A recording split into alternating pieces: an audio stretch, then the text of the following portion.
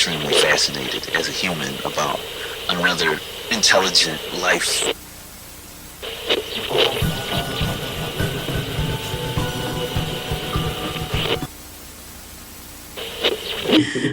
I like to get high, you know. Hell yeah. When did you first start smoking?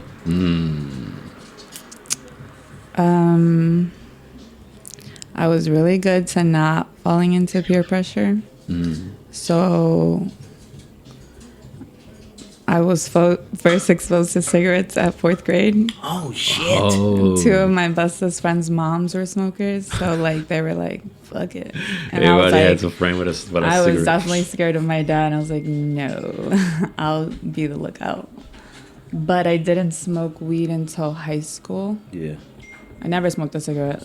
Well, I mean, eventually I would smoke cigarettes. But weed, I didn't smoke for the first time in high school off of a bowl. And it was good. But then I didn't smoke again. I just wanted to try it. Yeah. And then after I was 18, I became a pothead. Yeah. Like hardcore, like I want to smoke, like let's get high. And Right. yeah. What has the angelic lettuce done for you in your perspective? So much good. So much calm. You know, I think that I'm a bit aggressive. I'm very open and honest about how I feel. That was pretty scary, though. That was scary. You were like pretty aggressive. Very aggressive, maybe. But the weed helps. You know, it helps calm the anxiety. Yes. You know, the kind of like the frustration sometimes that one feels about other people. Exactly. And how you shouldn't let other people affect you, but sometimes it just happens. And when I smoke weed, I'm like, bro, I'm high. I'm good. I'm good. Everything's good. Like, I'm not going to stress about what's going on right now because I'm feeling good. And I think I'm just like over reactive, very emotional. And the weed helps mellow that out. And they have pills for anxiety, right? I don't want to do that. No, I like the weed. Yeah. Let me smoke the weed. Right. Why do you think that is? Why do you think if we go to the doctor, anybody, me, you, anybody, all right, I'm stressed out because of job, this, X, Y, Z. Instead of a beer, I need something to calm shit down. They're going to give you, I don't know the fucking name, Zoloft, this, blah, blah, blah, X, Y, Z, fill in the blank. But why does this, that comes from the ground, that comes from Mama Earth, that comes from pretty much where we grew up, Earth, why does that react differently? What do you think in your perspective? Why that's different from medication? Right. Like why the reaction? Well, I mean, I think it depends on the person, though, because I think there's people out there that the medications do help, like Western medicine, like that kind of like pills. You go to the doctor, you do therapy, you do all that, and they find a pill that works for you. I mean, I can't say I know somebody that does, but I don't want to talk shit about that because I know people that do take it. So, you know, if it helps them, it helps them. If it helps you, it helps you. Exactly. But, like, it makes more sense the natural way if we know for so many years and centuries of people using it and benefiting and, you know, really helping people with even, like, diseases and all of that. Like, why wouldn't you use it? There was, why? There was, what was that TV show? Weedakit? Weedakit, yeah, with the Indian guy. There was, I don't know if that was it, but there was one where they're mothers. And they travel. They travel out of because their kids are having seizures or whatever. Oh yeah. And one of the only things that can help them is high concentrated, I think, like THC oil. So it's like a Rick Simpson oil, I believe. But they would have to break laws. To get it. But they're willing to do that just because that's what calms their child. Whatever. Fill in the blank. That's what gave them results. And they went. All the routes. That was their last option, that's the crazy thing. That's the icing on the cake because they went through all the science route, all the medical routes, and if someone's at a loss Yeah. and your loved one's hurting, like, what can I do? I'm gonna drive XYZ to get this, you know, which is crazy. Which is crazy to think. And then what I like about that show too is that it breaks it down in molecules and this and that. Like it really Right. scientifically breaks it down why On how it the works and why, benefits and yeah. all that.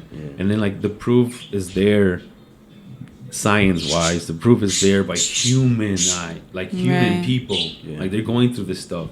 And my favorite one was the veteran one.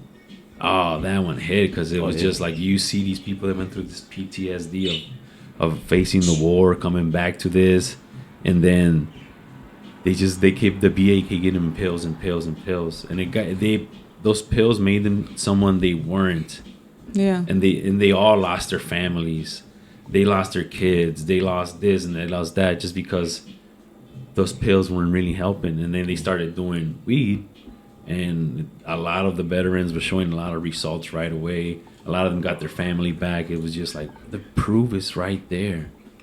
They're just ignoring it. Right. One of my homies, I'm not gonna put his whole story, but he's traded in about 10 pills, and For weed. yeah, That's and good. yeah, and That's how it works. The stuff that he was going through, he was trying anything and everything, what can help, but everything came with a side effect. It's medicine, you know. Right. It's I mean, again, like you said, medicine is great. I love science. Science. Right. That's what brings us, lives us longer. Everything. That's, you know, that's. But we're still learning, and some things individuals react differently. His medication path was a bad one for him, and one of his last options was cannabis, smoking, and for him, that was never in his life anything, but it changed the game to him. Yeah. He was able to be himself again. He was able to handle situations differently. Like you said, if someone might be aggressive naturally or It just calms you down. Like it helps with anxiety. You know what I mean? It's like that vitamin you have to take. If you you know? did, and like any vitamin, vitamins can help, but Yeah. too much of any vitamin or anything is also potentially harmful. So, Right. like you said, everyone has a different, unique path. Yeah. But let's explore every option. It shouldn't just be over the counter, something that's created in a lab. I love all natural alternatives. Yeah. Let's explore those routes, you know, because if you think about it, that's kind of been in our generation and our ancestry for the longest. Right. Plant medicines more connected to earth instead of directly to the, you know, I'm gonna take this medicine, I'm gonna take this pill, I'm gonna take this to feel better. Like, wait. There's alternatives. So it's interesting. Grandma, give me that yerba buena. So Yeah. I always like asking people's opinions because for the longest, the stigma based on it. But for me, my God, yeah. it's I think we're barely learning about it. I feel more comfortable speaking on it. I feel more comfortable partaking, and we go run. We part like coffee. We have coffee and we smoke, and then we go run 3, 4, 5 miles. And before that, for me, that was the opposite. Yeah. Smoking, you know, it's a detriment. It's gonna hurt your lungs. It's gonna Well, gonna because they make see you it lazy. as a gateway drug. You know what I mean? That's how it was seen. Like, you can't. Like, if you do that, then, you know, what else are you going to do? But, you know, if you know how to, not know how to do it because it's natural. Like, you just have moderation and you know what works for you and what doesn't. And That's then what matters. I think that like weed also does like it connects you as a person, as a being, more spiritually to whatever you believe more. Mm-hmm. So no matter what you believe in, like it spiritually feels like you're more connected, which is amazing, and what a lot of people are missing now, and that's why you're starting to find people believe less and less on certain things, systems they grew up with. So maybe that's a help to make them feel spiritually good because it connects to, like, again, we're finding out the combinations of chronic but it's like beneficial to so many other things, like with the running. Not for me so much. I'm finding out as I'm experimenting. Yeah. But I think it has to do more with the way my head works than the chronic itself. But with them, we'll do before and get some coffee, and we'll go for a run, and it feels amazing. It feels good because you're like really in the moment because you're high. So you're just like everything. It feels better. So it makes you more kind of like in tune of what's going on. Like, okay, I'm here. Right. For me, it's been a weird perspective because it allows me to shut my brain up. Because before, when I would run, I think I would be my own worst enemy. I'm running, I'm tired, I gotta run this and that, I'm this. My brain was working too much. And when I partake, for whatever reason, either it distracts me or it focuses on me, or I pay attention less to the stressors and more of the ambiance, the nature, the running with the crowd, the music, actually feeling my body moving, it's a weird... There's some cannabinoids in the brain. I just found out recently, we have these things in their brain that reacts to that. Like, that makes me question multiple things. Like, wait a minute, why do we have that in our brain as humans? How long, who put that there? How long have they been there? Who put that when there? Did they get there? Yeah, how do I get there? Because you said vitamin. That's what the brain does. It's a vitamin. Vitamin D, you get vitamin A from food. You get you from need nature. all these different things. And our brain and body, they have receptors for that, but we have a receptor that's very tied into like a runner's high. We talked about it like the flow state where you kind of get lost, or you get in the zone. Time can kind of like melt, or you can zone out or zone in and paint or draw or not care about anything and just listen to reggae music, for 4 hours. Do you guys ever run at Walhalla Beach? No. Yeah, I've recently tested it out because I've been running with them pretty much once a week. Right. And then there was a week where they did a marathon, and we didn't get to do it on the usual day we do it. So next, I had to take some stuff to mail it in. So I'm like, you know what? Let me make a route to the post office. And right here in the end of my block, it starts is the trail. And you got the nice little water pond right there too. Yeah, it's beautiful. And then you walk down to Walhalla Beach. Like yeah, today. Walhalla's beautiful. Me and DJ Impact, I told him, hey bro, let's go for a walk. And we went walking here, and then we stopped at the ice cream store right there in Whiting. Yeah. Got some. I got some paletas. You got like a mango thing, and then we walked to the beach, and then we walked it back, bro. Sounds romantic. That's a little romantic. Hey, nah, that's regular shit, but everybody should regularly do it. Yeah. I like my friends make fun of me and they call me a Hoosier. A Hoosier? Because I grew up in Chicago, but then my mom bought a house in Whiting when I was like 18. Oh shit. So they're like, you're fucking from Indiana. And I would, whatever they, so I rep Hoosier. And I found out this year that they called them something rats. What are they? Region rats? Region rats. I never knew that. So like weird. if you're from Indiana, you're a region rat. Everybody got nicknames for that's traveling through everywhere. Like, but I think they support it, right? They like it. They support it. They're for it. They're for it. That's kind of like, okay. Okay, I guess. As the young kids say, weird flex, right? Weird flex. Weird flex. Yeah, weird flex. Yeah. But yeah, Okay. no, but Walhalla Beach, I like to Beautiful. run too. Oh, yeah. On the sand. Like I'm not saying I'm like getting that's some rocky far, shit, baby. Yo.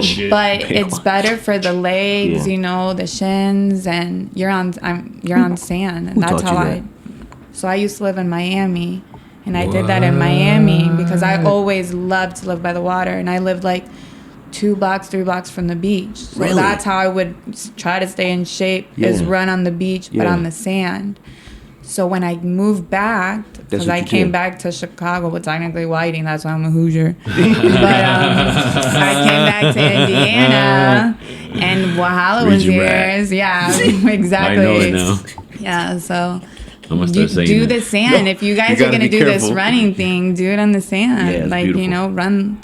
It's hard, but it's worth it. Yes. And then you just kind of like, you're in the fucking sand. You enjoy the breeze and the trees and all the other stuff. Like, No, That's what you gotta do. Yeah. That was back in the day when they didn't have all that cool shit. Because now I have a lot of other cool shit to It's do. beautiful. shit. Like go It's back to very the natural beautiful. shit. Like you Yeah. can enjoy that. There's a little spot right after you get in there that's like by itself in the side, the other side of the bridge. You get in there, put your feet in the water and the sand. that's nice. No one bothers you there, really. Yeah. Yeah, it's They be surfing out there too. yeah. They what they do where you went out windsurfing. there. No. It was that weird like obstacle course that you had to kind of swim out to. They had that Oh a yeah, few yeah, years for the back. kids, for the Yeah. kids. Yeah, Yeah. yeah. The Whiting, the whole area here is very. It reminds me of like a Mayberry. It's very tight knit. They have all these festivals, and just the scenery is very beautiful. Yeah. Yeah. Minus like the BP. Minus the back there. Smoke Take it back to the refinery. Nobody pays attention to that part. Nobody leave that part alone. What was your give me one of your most fondest refinery moments without being I won't say anybody's names. Yes, no names, no names because no names. that was the NDA, spot. yes. to be. Allegedly. So Allegedly. Freddie doesn't know about the refinery. Can you break a quick synopsis of Studio 55? I mean the refinery. Right. Yeah. Studio 51. Let me finish it. No. We're very fortunate, I think, just all Chicago people and especially Southsiders of like just having this like music scene of these DJs who are fucking killing it, you know, and who are also musicians, drummers. Yes, He was yeah. a drummer, Right. have bands like rock bands. So it's like this like cluster fuck of music, like a lot of stuff. And Tony and Licho. Shout out Licho. Sorry, I did use a name. Sorry. No, Weecho's cool. Weecho's cool, yeah, but- everybody knew Weecho was there. Right. Yeah. That was his other, the architect. Lewis, yeah. The The architects. Wow. Wow. But we were lucky. Throwback. Yes. Yeah. Right. We had these spots where they were DJing at, and we were getting fucking lit. Yo. And like we showed up like, think about like you're in the north side or downtown in a line like trying to get in this little ass fucking bar Right. to see Tony and Licho DJ and just play like Two trap, goofballs, bro. Yeah. some juke music, Yes. some Right. like oh my god, like just all this nonsense. And like Yes. you either probably like drunk already, getting drunk in line, trying to get drunk inside, like.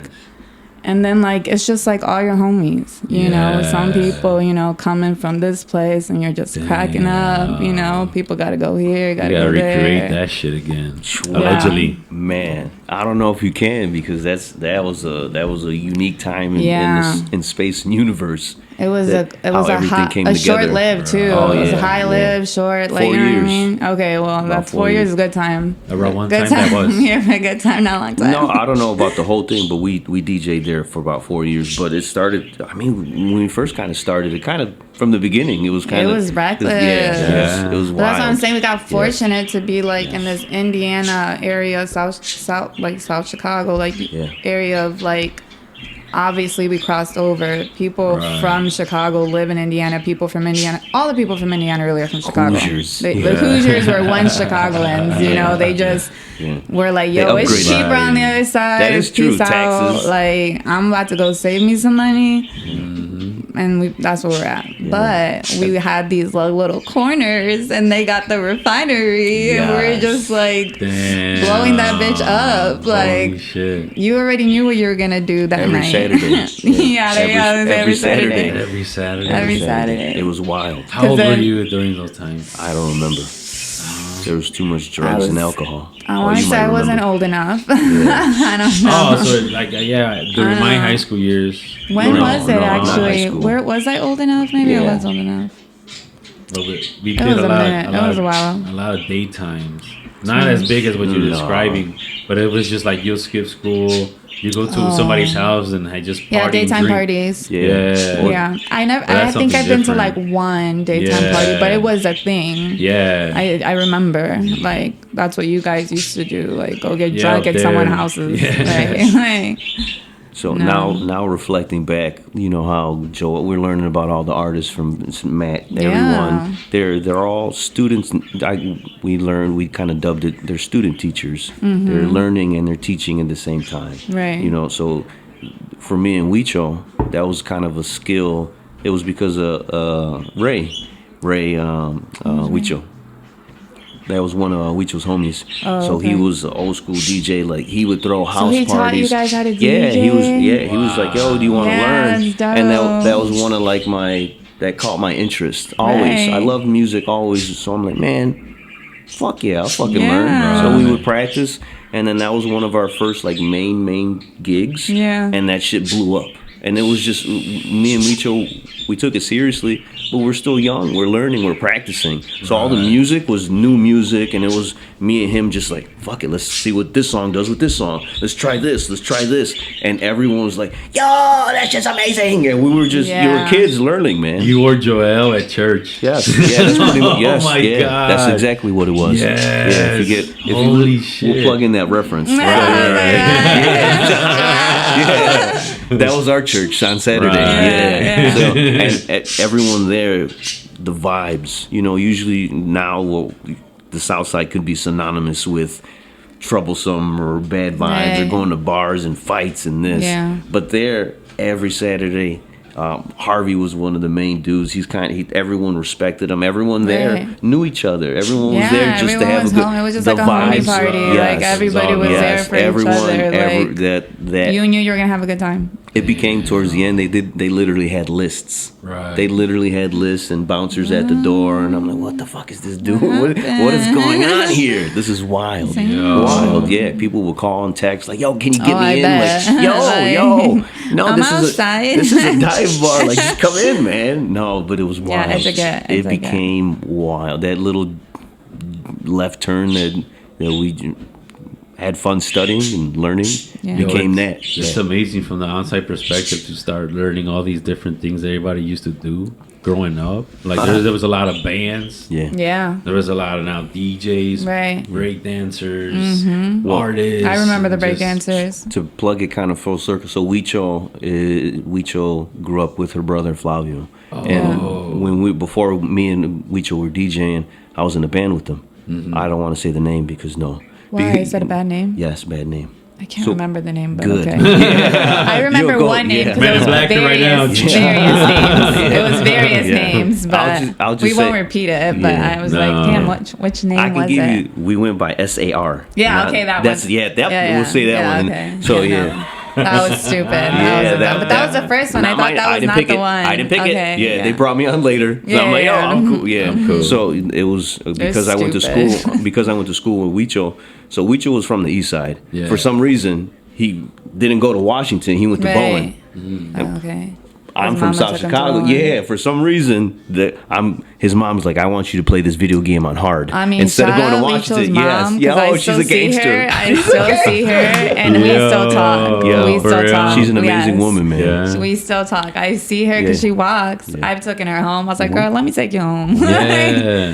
Shout out Leach's mom. Yeah, she's a G, man. Wait. Yeah. Shout out to her. Yeah. So we were in a band, and Flavio. You were the singer, and like I was learning the guitar, but they mainly put me. Why? Who was the drummer? Alex Garibay. Oh, okay.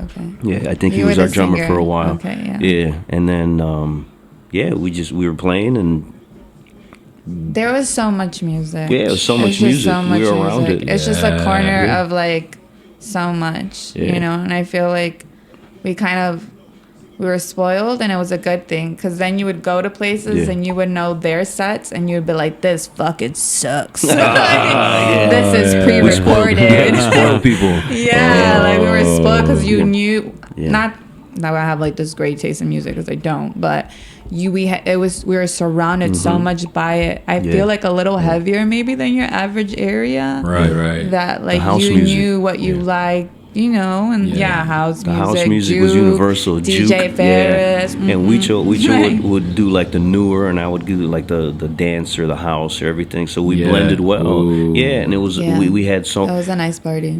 I had a personal love for music, and so did he. He played guitar. Huicho was an amazing musician. So that's how I met Mike. From the podcast, Mike was in the band too. Mike was in the band too. It was a big band. So it was very musically. I was a Voyager. I'm leaving South Chicago and I'm going to the East Side now.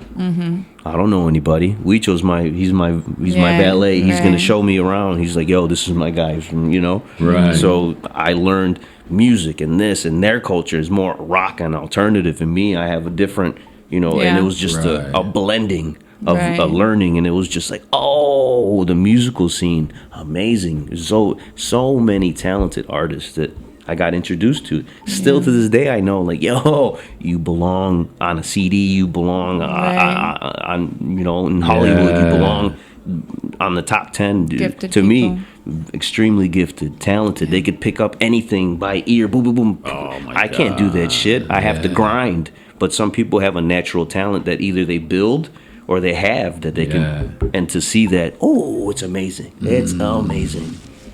I wish I could have seen that, man. But shit, we can. It was a good time. Little by little, sometimes I do get the itch of like music when I go out, and that's one thing. Me and Wicho, we were students. To finally circle back, when we would play our sets, I'm trying to outdo him. I'm trying to outdo me. My last one, music. Each other. Yeah, kind of. Yeah, and I want to blend more. If I could get the crowd active more, and I look at him, motherfucker.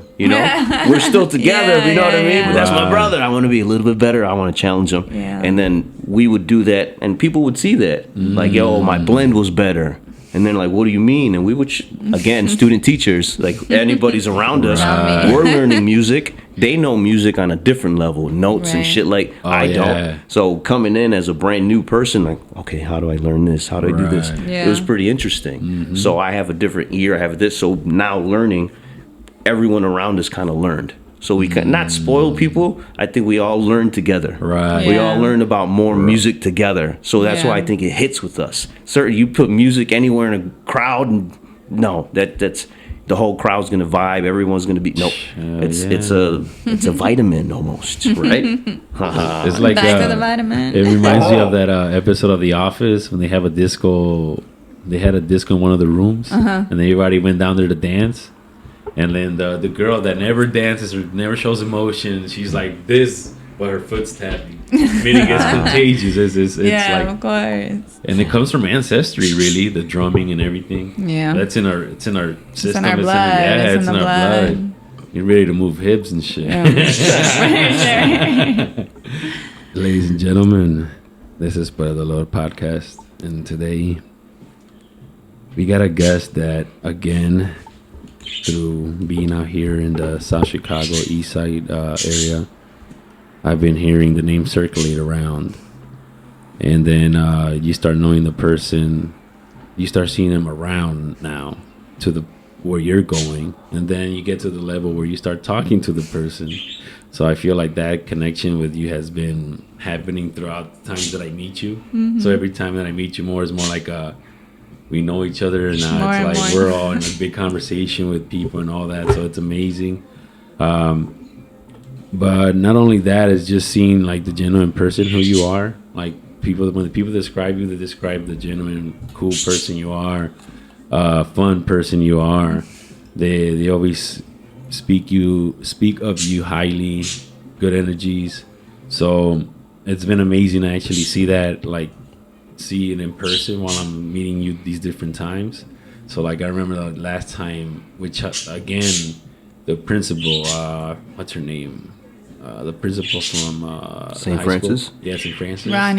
Ronnie. So That's I seen, my girl. yeah, I That's seen my you girl. two outside at Crowbar, and I forgot what we were celebrating. I think somebody did something, and we were there. I think it was emo night or something. Maybe it was for South Ave Fest.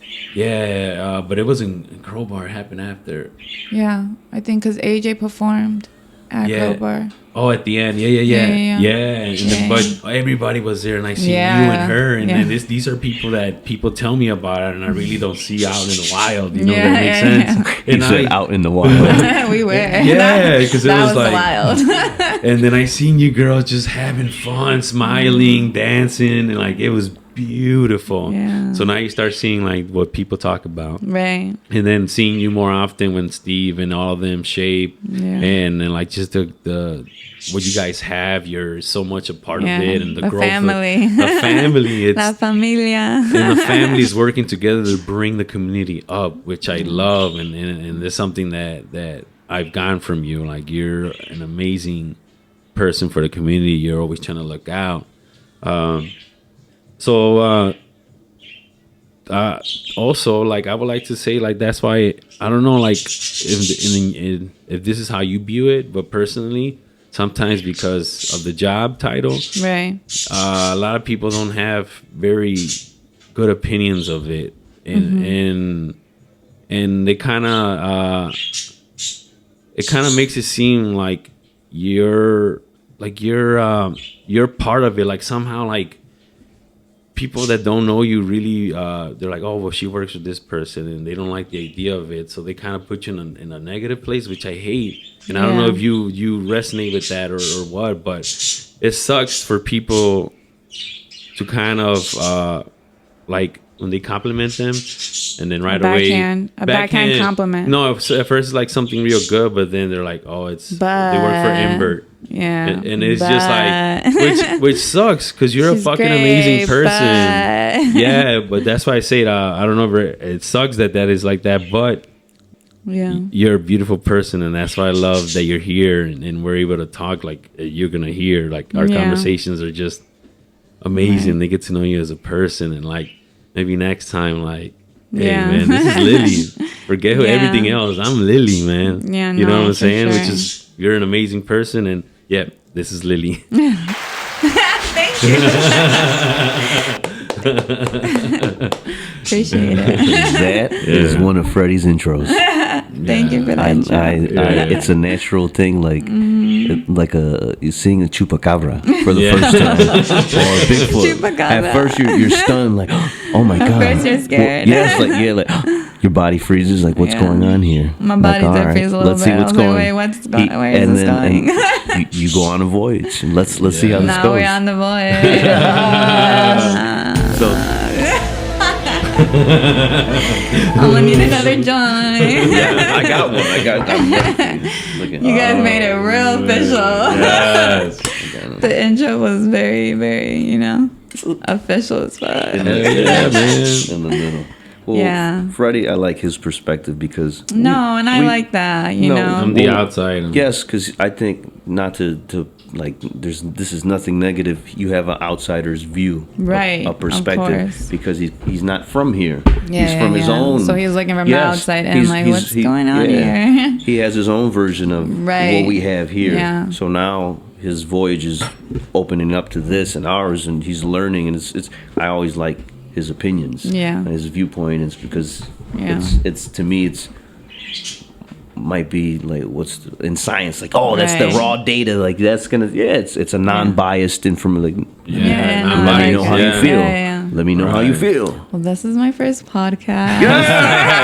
Welcome. Right? So all of them have to be like Right. the intros in the middle or Damn. he kind of set it up. But I love the way he set it up. Like, it's your story, so let's hear it. Okay, that sounds great. Let's roll with it. Right? Yeah, the perspective of coming back home. Let's speak on that one. How was growing up in the area? You don't have to give an exact region or anything, but in the area. Eastside Craaaazy. Yeah, Eastside. Represent. I grew up here. Eastside Craaaazy. I started here. I'm not a Hoosier technically. Right.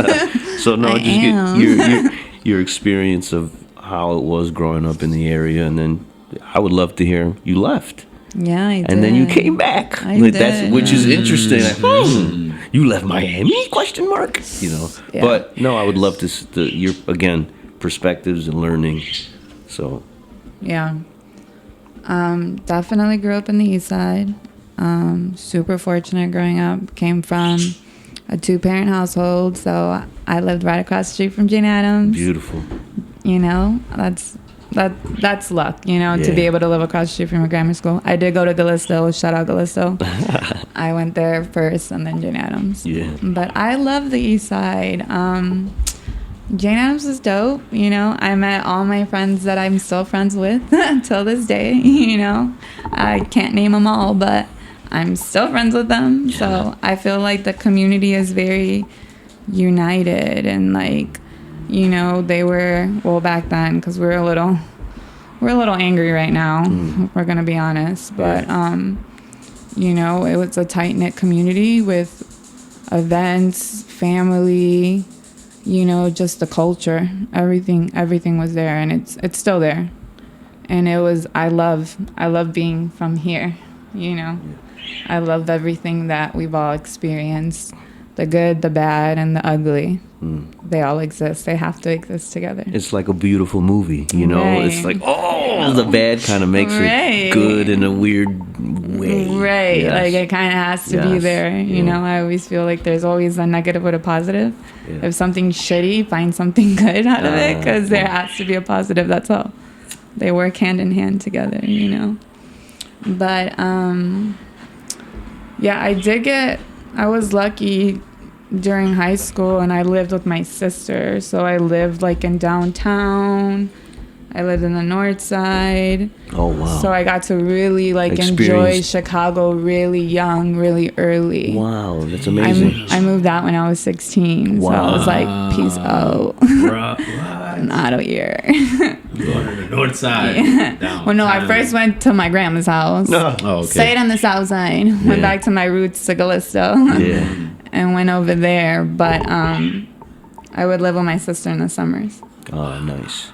Wow, that's a unique perspective, because a lot of people, you know, not super a lot of lucky. people, Super lucky. not a lot of people, but for the majority, you stay where you're at and pretty much your whole life. But to get out and experience that at a young age, wow, how was that? It was amazing. Yes, I bet. And then my niece was born. You know, I love my niece Bella, and I would babysit her. Oh, beautiful. So that was the exchange. Yes. I live here. Yeah. I take care of the baby. But I get to live here. You went in the runs with the stroller. Yeah. Like, I got you. Yeah. Wow. So that's why, like, thinking back, like, I'm not gonna age myself, but I do feel a little older. I'm able to look back and really appreciate and be more thankful for the experiences I did have. Like, even the shitty ones, but I had so many great ones. You know, like, who gets to say, like, oh, when I was living with my sister in high school, in the summer I was living in a condo in downtown. Had an indoor pool, a rooftop. And the Taste of Chicago was across the street. Oh, that's a beautiful view. I was living my best life. Yeah. You know, but like at the time, you know, you're just like, yeah. Wow. So like, I was so lucky to see Chicago, like, you know, from that perspective, and be able to venture out, you know, and be like, all right, this is dope. You know, this is nice. And then, I got in a really bad car accident. That's when I became a pothead. Yeah. Wow. I didn't know until recently, because shout out therapy. Everyone should be in therapy if they can. Absolutely. But just talking to my therapist, she was like, oh, you had a traumatic accident and then you started smoking weed. That makes sense. And I was like, wait, what? That makes like, sense. what do you mean? I started smoking weed. And I did because they tried to give me pills. Yeah. They tried to drug me. You like, said no the whole time? No, I was like, I'll take the pain pills, but I won't take the other one. Like, no. Like, they talked to me. They asked me, like, how are you feeling? Like, do you feel suicidal? And I was like, I mean, no, like, this is tragic, but I just want to be normal. Like, I want to get out of here. Yeah. Like, I don't need the pills. Just like, if I'm Gucci, let me go. I will say that I was naive, you know. If you have the help and the therapy, you should take advantage of it. And if you have good insurance, you know, everyone don't like being rehab. Young, and me too. Like, but like good. The rehab that you go to, and they give you these exercises, and you're dealing with the coach. Like, they don't have it that in other countries. No, not they at all. don't. No. You know what I mean? In that perspective, absolutely, we are kind of blessed in that. Again, that goes back to the science.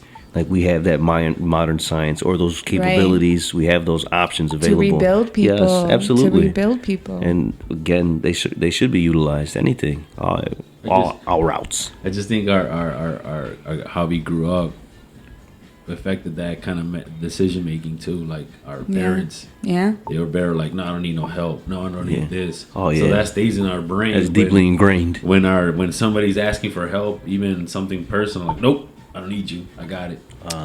You know? Yeah, and I think about that too. Like, I think about my mom. Like, my poor mom. Like, she was a single parent eventually because my parents got divorced. And just imagine your daughter being like, bro, I don't want to do this. Like, take me out. And the doctors being like, oh, she should continue with this outpatient therapy and do this, and that.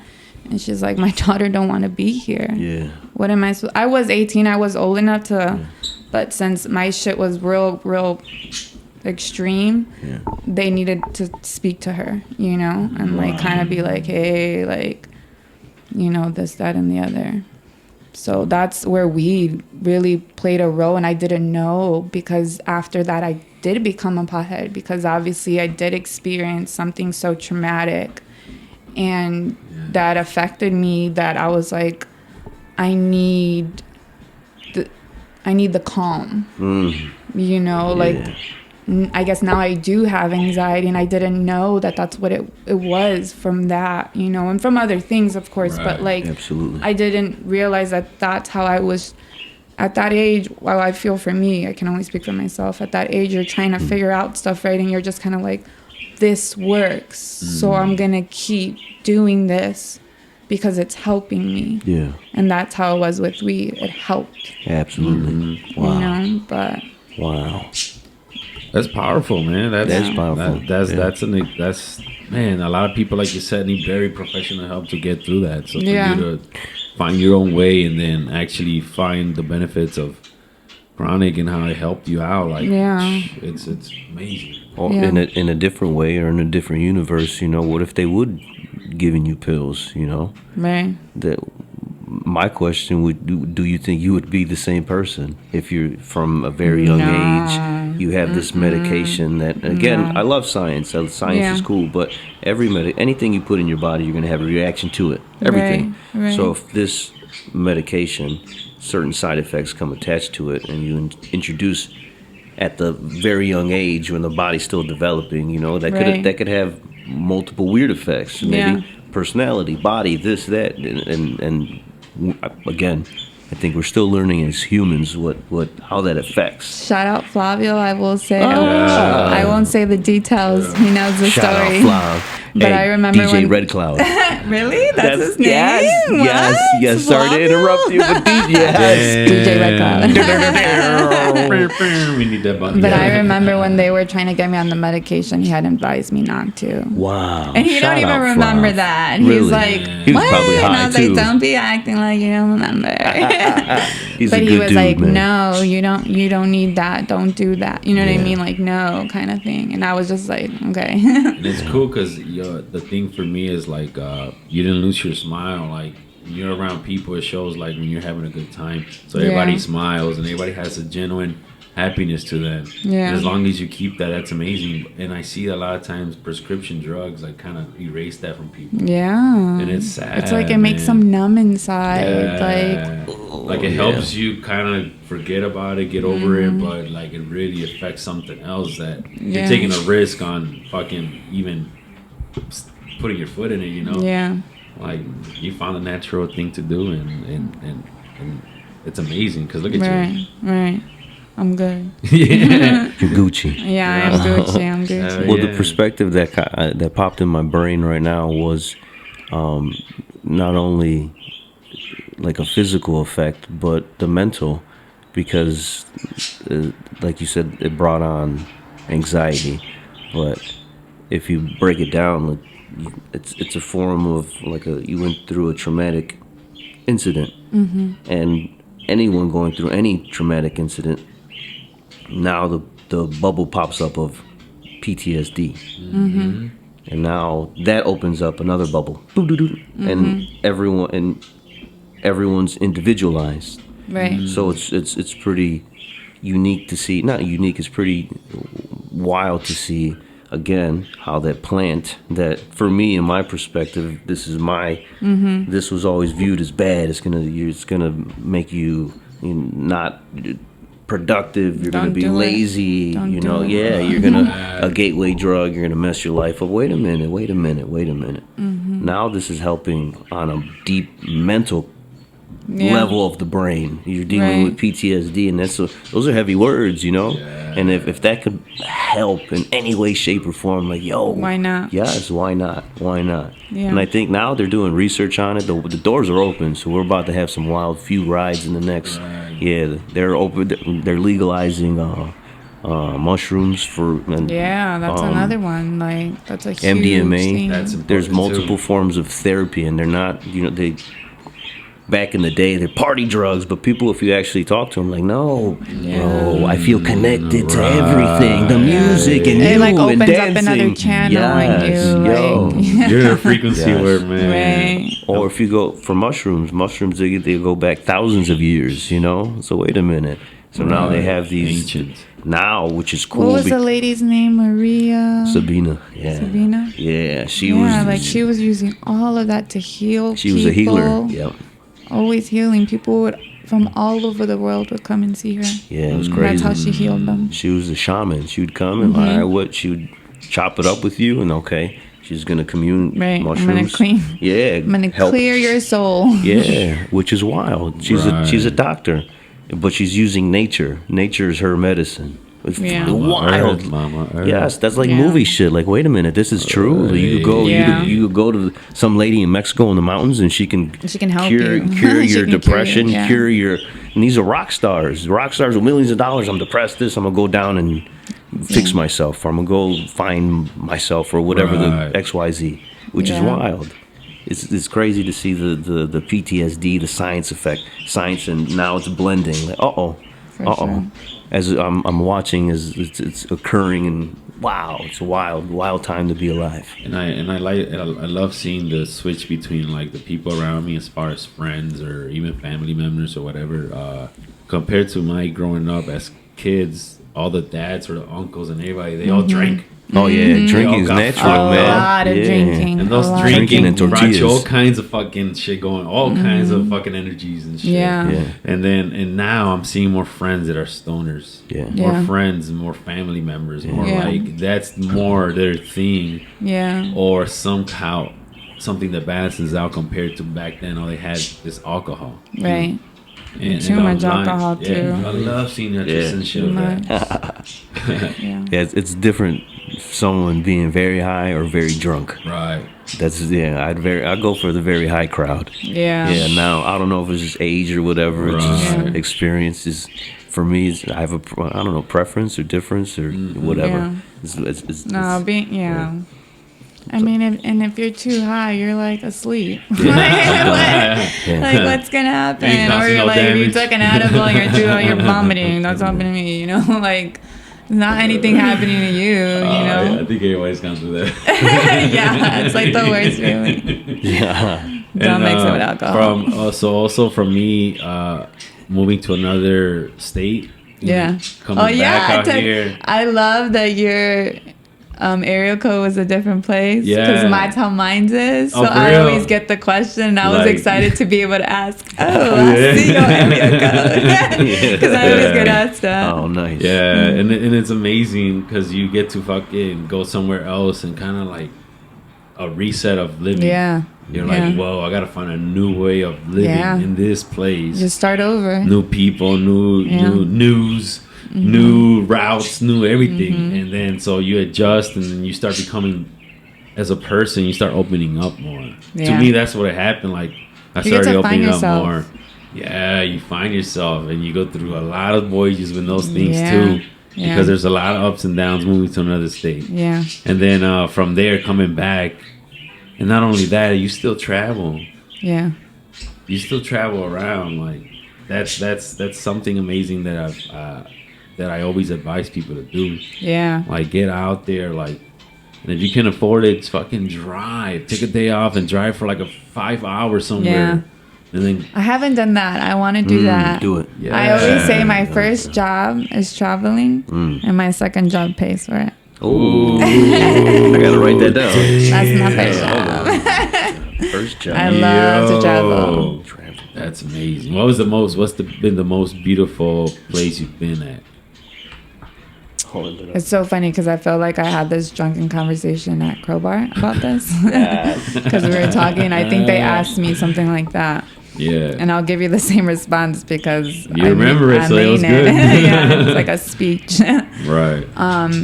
I've been so many different places, but I am Mexican and I love Mexico always. Oh, My shit. answer will always be Mexico. Wow. And different parts of Mexico. You know, I think it's just so beautiful. Yes. It feels so good to be there. I grew up going there.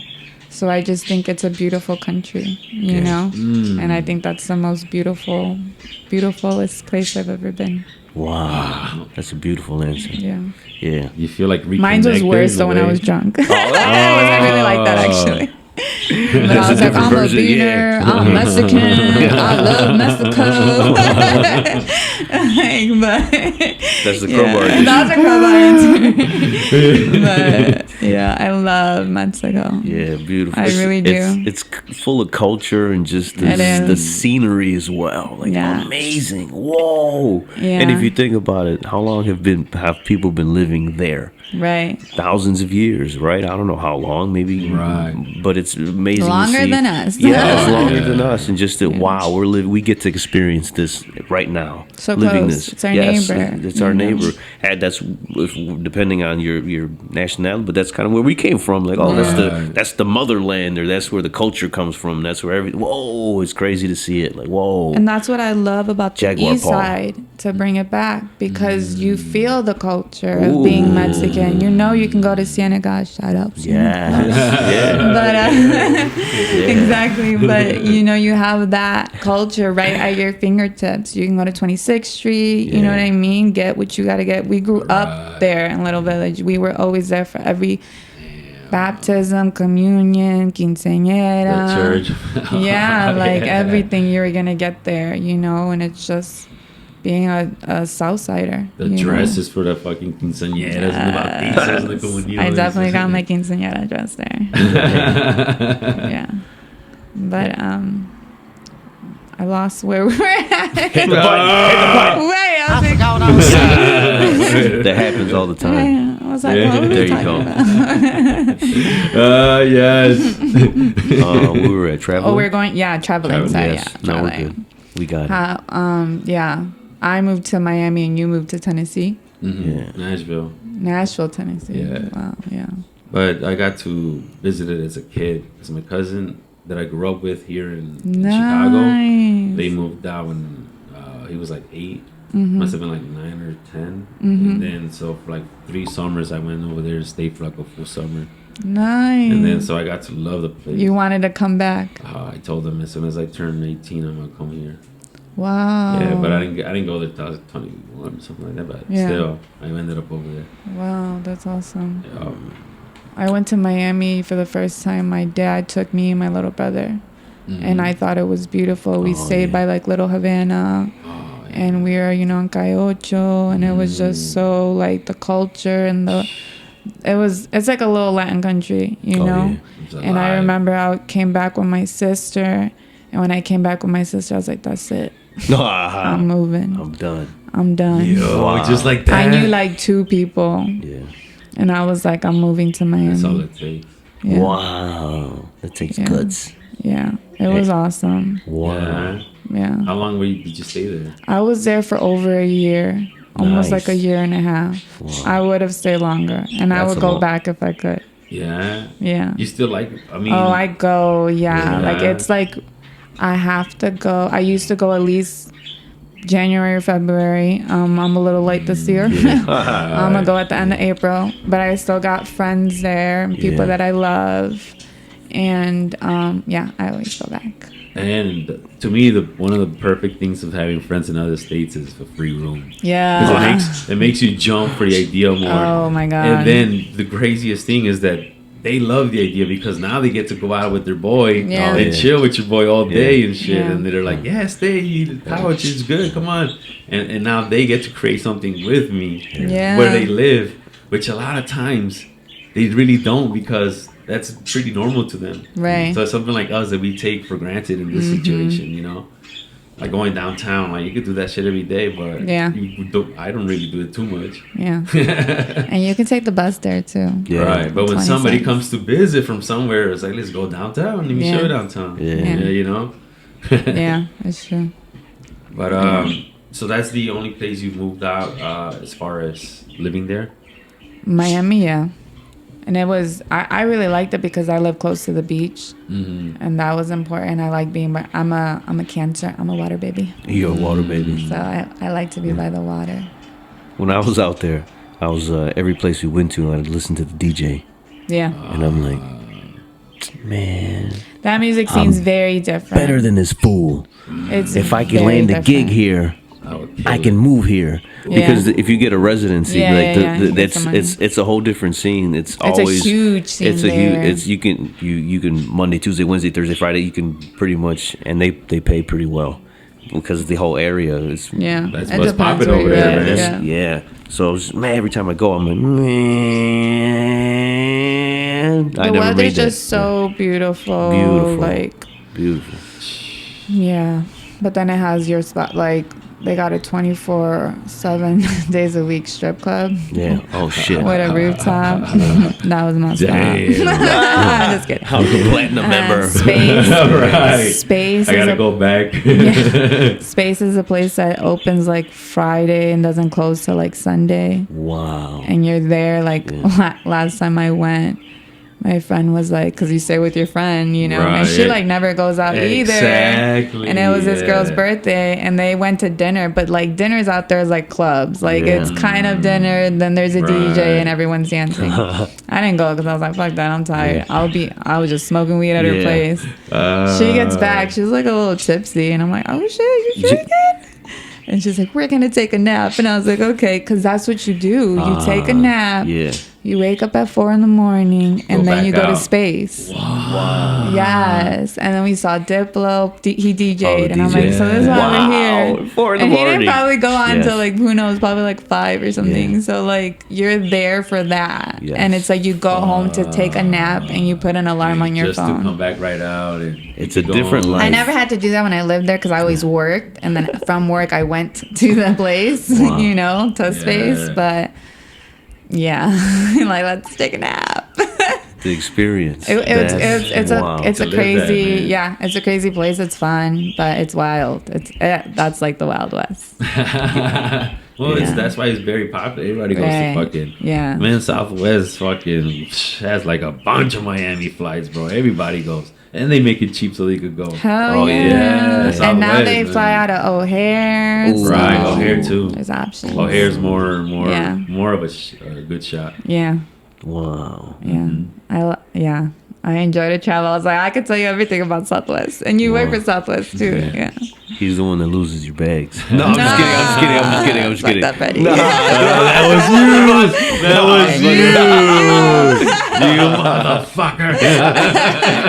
he's the guy. Oh, If you ever lose a bag, people. No, I'm just kidding. I am just kidding. It is not him. No. Yeah. oh shit. Yeah. No, but I moved back. I was there for over a year, and my grandpa had cancer. I mean, that I moved back for so many reasons, but Yeah. knowing that and like it being like, you know, I already had an uncle who had cancer, and it was, you know, it wasn't, you know, he went through his stages and then he passed away. So I knew I had to come back for that. You know, I wanted to come back for that, and I remember speaking to my mom, and my mom's like, well, you know, you have to live your life. You know, I'm like, yeah, I know. She And- actually encouraged you. Yeah, she wasn't like come back or like stay here, but she was just like, you know, what happens, but you shouldn't just drop everything. But my lease was over. I was going month to month because they weren't making me like re-sign or anything. Ah, nice. So I was That's like good. good. Right. That's pretty cool.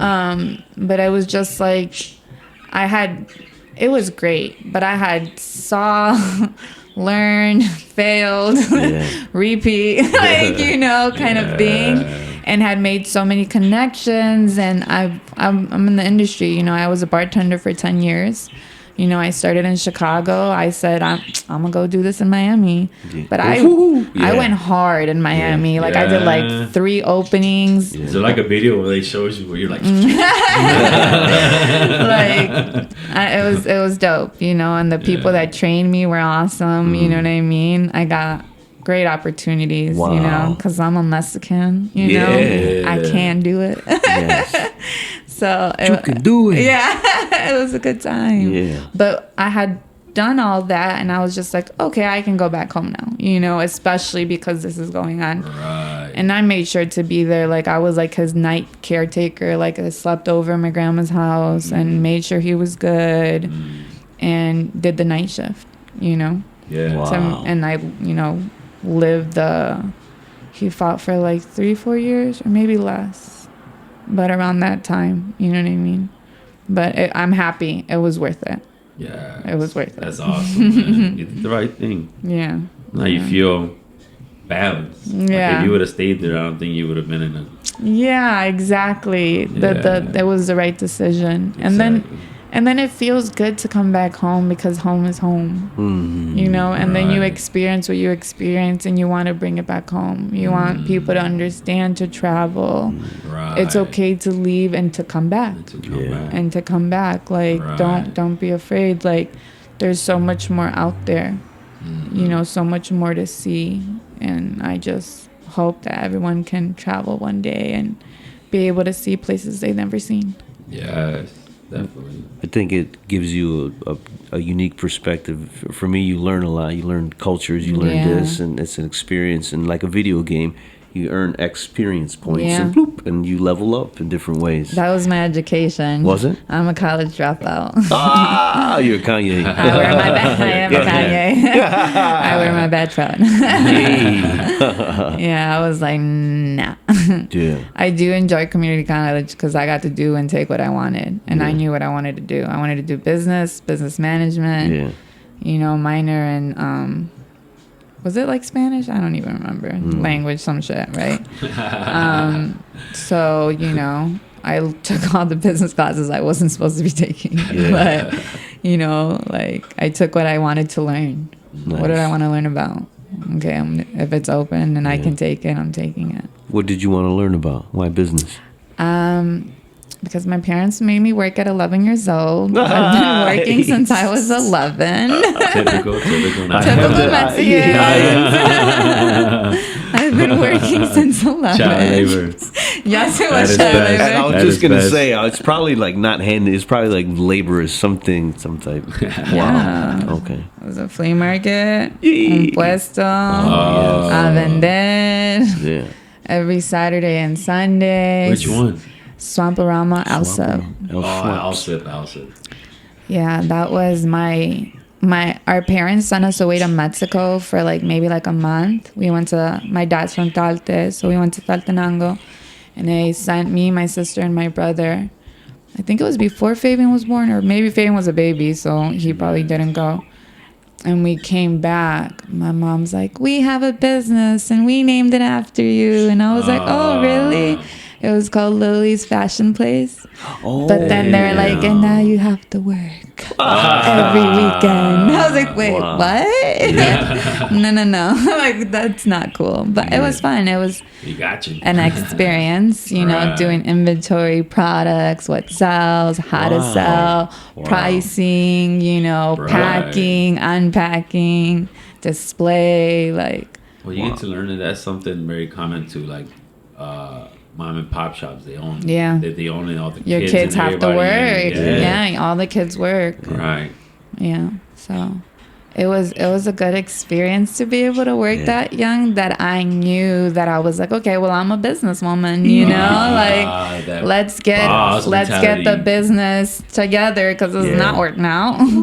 And then so when I went to college, I definitely had to pay it by myself, you know what I mean? And when the accident happened, so I couldn't go to my freshman year of college that everybody was going.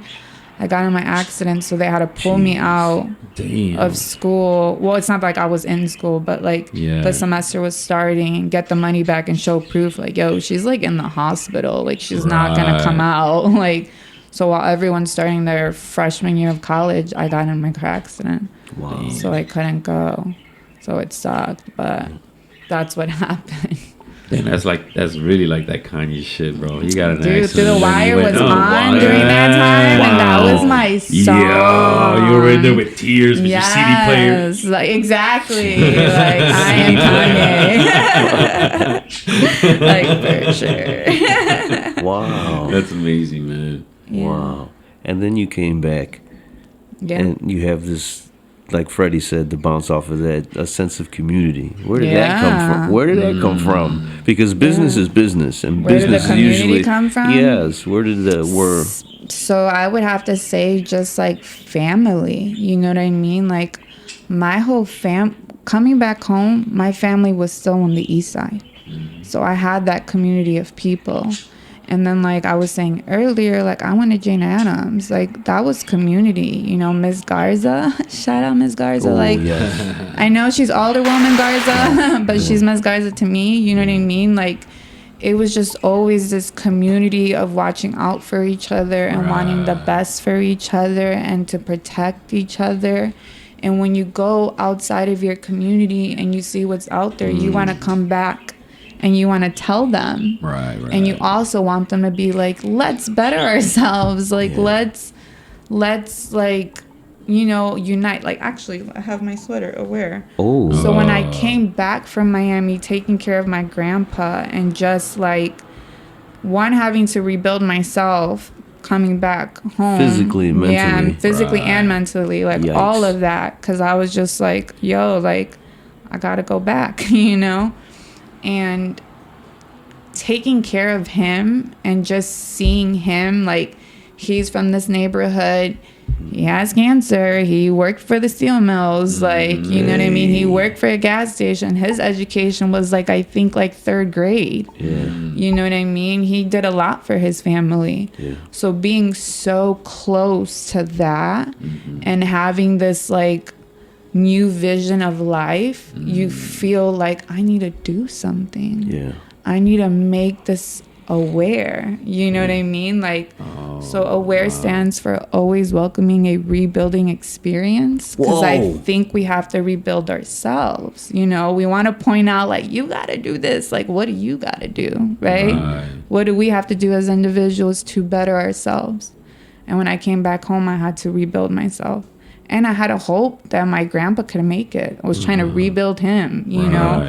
And that's where that community idea came of like, what can I do to make my community aware of what's out there? What was it again? You just aware. Say the whole... Always welcoming a rebuilding experience. Wow. Yeah, that's mine. That's my little baby. That's so I didn't... And that's where it started from, really. And it's just... You know, like I knew that I was back home.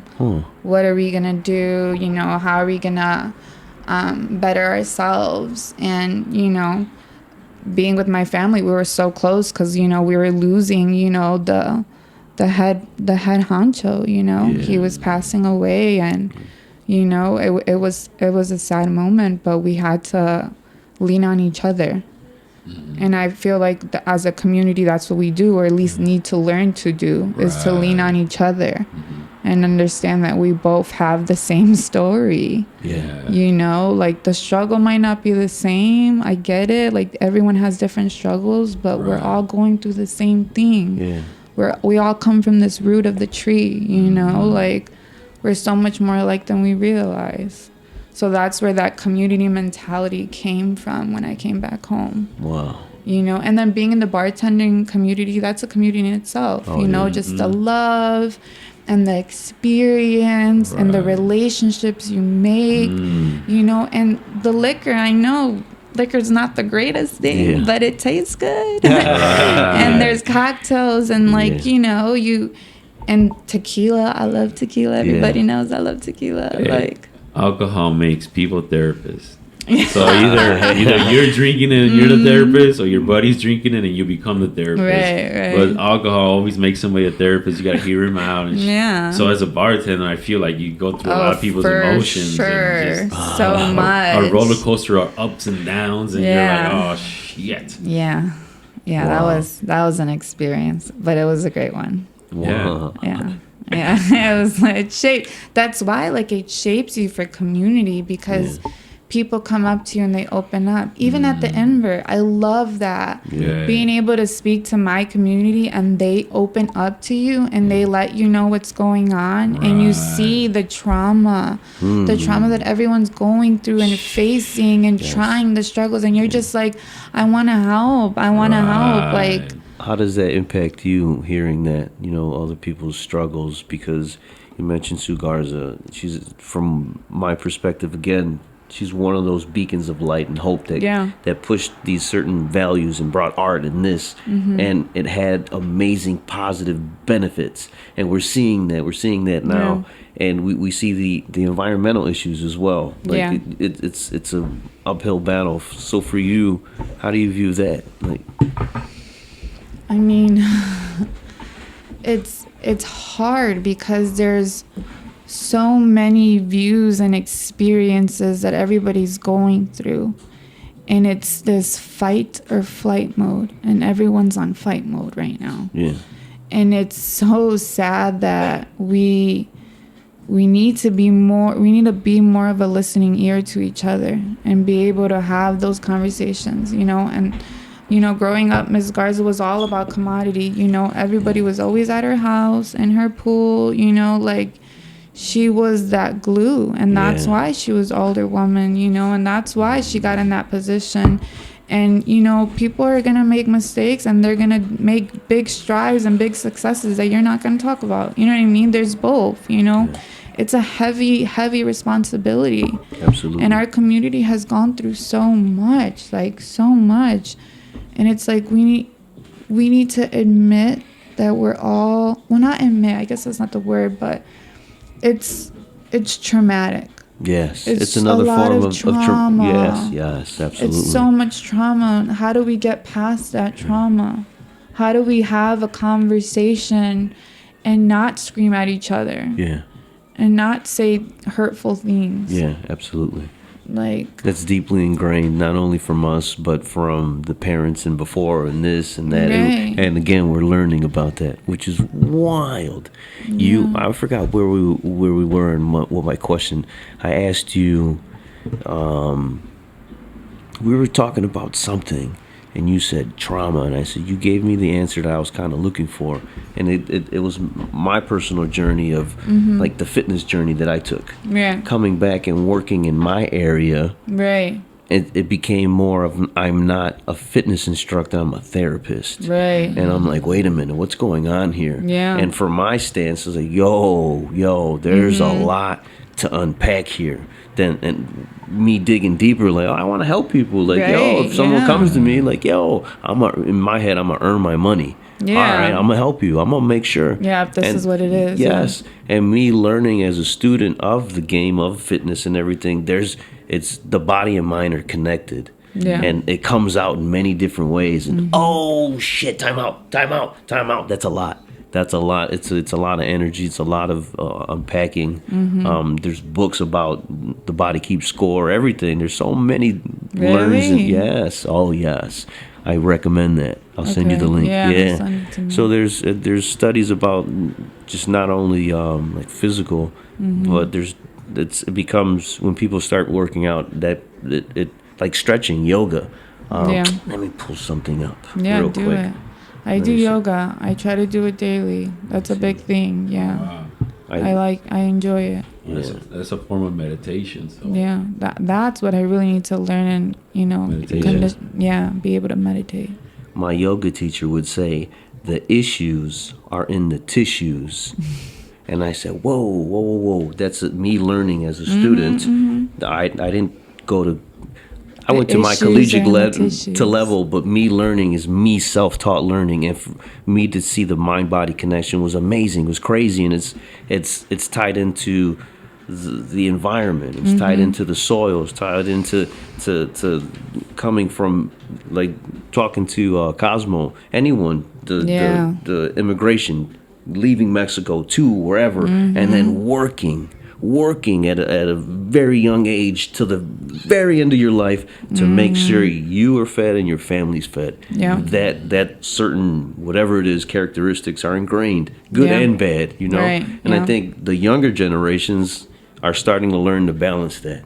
And we're the first ones learning kind of how to walk. Like to balance this shit. Some people learn quick, some people fall. Some people learn. We're learning how to navigate this because we don't have to work those 9-to-5 grueling jobs anymore. Wait a minute. Yeah. You learn business via non like traditional route. Yeah. But you learned it from your mom. Yeah. You learned it from and you learned it from a very young age, and it intrigued you and kind of shaped you. And look what my interests were. Look at what it blossomed into. It's amazing to see that, and it's amazing to see once everyone's able to kind of unpack whatever their shit is. Yeah. Now you're firing on all levels. Now, the talent comes out through creativity. You're not being blocked or stifled. You're being float, flourish. Let's see what happens. And Voyage. Voyage out. It's amazing to see. Study the other planets. Tell me how they work. I will say the only thing, I joke around, this isn't the only thing, but I learned at a university because I went to Northeastern for like a year, and it was a science class. I can't tell you, maybe it was environmental something. It wasn't a big state, what are they called? I don't even know, but a big classroom. Yeah. Huge. Yeah. Well, I know they call them something, but and she said that the southeast side, she named Hegwish, she named Indiana, Northwest Indiana, the teacher? and that area, about being the dirtiest place. I don't know if it was in Illinois or the country, but it definitely caught my eye because I didn't pay attention. And I was like, what? And I just felt this like wave of embarrassment. I know that people didn't know that I was from there, but I was from there. And that's why I found out we were living in this dirty ass area with really bad like pollution. Yeah.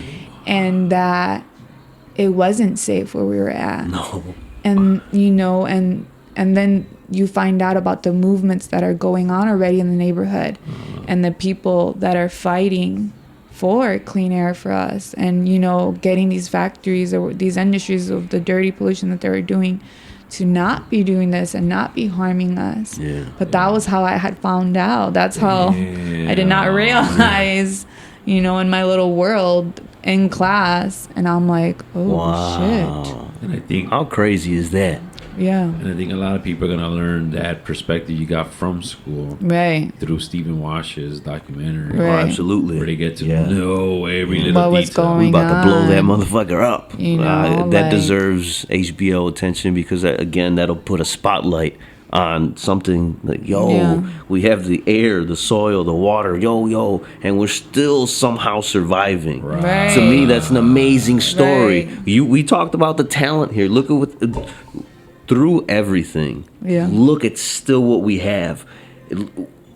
Through everything, we can still have music and culture and love and everything, no matter all the fucking cards stacked against us. Yeah. Still, somehow, fucking love and community, that's what's sticking through, and that's what's it's like the grit. Like, I honestly believe it came from Mexico. Like, I feel like most of our area will just, a lot of Mexicans, and it was like back when the steel mills, it wasn't just Mexicans because it was all races, Europeans. Yeah.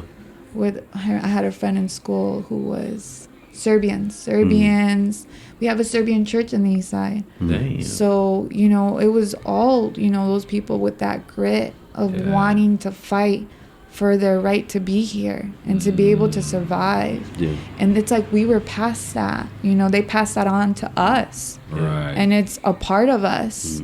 And that's why we're on fight mode all the time. Yeah. That because survive mechanism is still in our fucking system. It's like in our blood. Yeah. Like, you know what I mean? Like, you have to prove something, instead of being able to really take a look around and just see how fortunate and privileged we really are. That's why I love Roman statues, steel workers, because it represents those family that stood there at that same place throughout all the bullshit and still gets to sit there as a family and enjoy. Wow. It's just beautiful. Wow. Yeah. That's beautiful. Yeah. Man. I love that Yeah. statue, man. Yeah. I've seen it, but I saw it at night. Oh. I went for, it was like Day of the Dead, Ooh, yeah. and they had like Maria. Shout out to shout out to Maria. They had Yes. they had an event there. Wow. You got to catch it like at sunset. Yeah. Beautiful. Yeah, it's amazing. Right there, the whole Steelworkers Park area, if you think about that, that is lakefront Chicago property. Wow. If you go to Miami and you anywhere, where do you live? By the lakefront of Chicago. Like, but on the south side. Yeah, but it's still beautiful. It is still beautiful. It is beautiful. But it's sad to see like other people are realizing it. Your teacher, or whoever, that we have been living in we are the toxic Avengers. We're living through all this pollution. Yeah, it's sad. Avengers. It's funny, but it's sad. Yeah, because if you think it's me growing up, all my friends they had asthma. Yeah. And then why? Because all the certain area, my friends, they grew up, they were right by the certain industries, they're breathing it all in. Their parents are breathing it in. And while they were pregnant and everything, it's ingrained in them.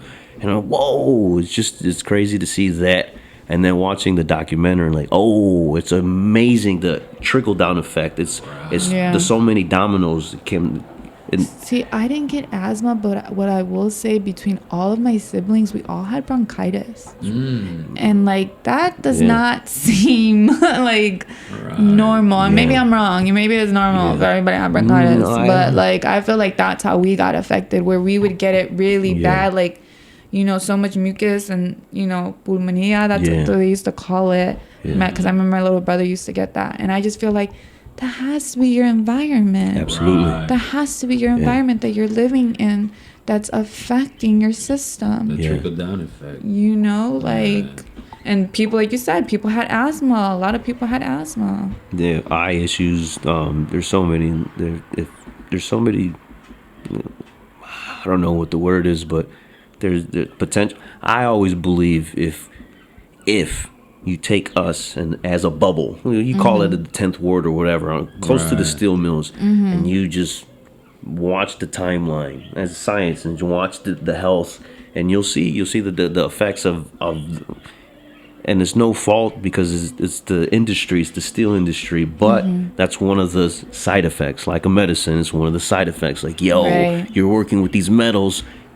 Be careful, but they didn't know back then, or they didn't care, or whatever. But now they got rules. Now they got rules, and better because we're learning. We have technology. We can communicate. Like, we're learning. Like, no. Too many people have bronchitis in this one area. Like, study this. If you study our area, I believe you'd find amazing, crazy shit, like movie type shit. Just the crimes against humanity because of the air, the soil, the water is lead. Like, no, you wouldn't feed lead water to a child anywhere, but we have it in our pipes and everything. It's no fault. That was just the industry back then. Now it's time. Okay, how can we?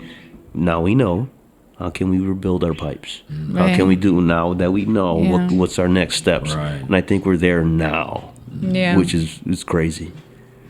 I feel like there's other areas too, right? Like, it's just not us. There's so many pockets and so many people dealing with the same thing, and it's just figuring out the right way to fix it, But I feel like so many people, like, even over there in Mississippi, they have it worse than us, right? They have it way worse. Their water system is all. Detroit, there's different places. They got like brown water, and like everyone. It's not just us. Again, through technology, we're learning different places. Like, whoa, wait a minute. What's going on? We just start concentrating on this shit. Put the money on this shit. Yeah, and I think it's beginning to on the cusp, as they say, which is wild because it's not only environmental, but it's tied into the body. It's tied into the mind. If you have bronchitis, that fucks with you mentally. You can't run. It limits you, and it's not your fault. And you think it's your fault, or it's your mom's fault. To figure out. What can I do? And it's not. It's because of Because they're making fucking metal down the block. Yeah. And Deflecting the house was insides. cheap, you know, and you're coming from wherever you're coming from to make a better life for your family. Yo, this house, I got a job, I'm good, son, we're good. Right. Drink that fucking water from the hose. You're gonna Yeah. love it. No. Yeah. Wait a minute. Yeah. Well, everyone grew up on hose water. Now, wait a Yeah. minute. Whoa. No.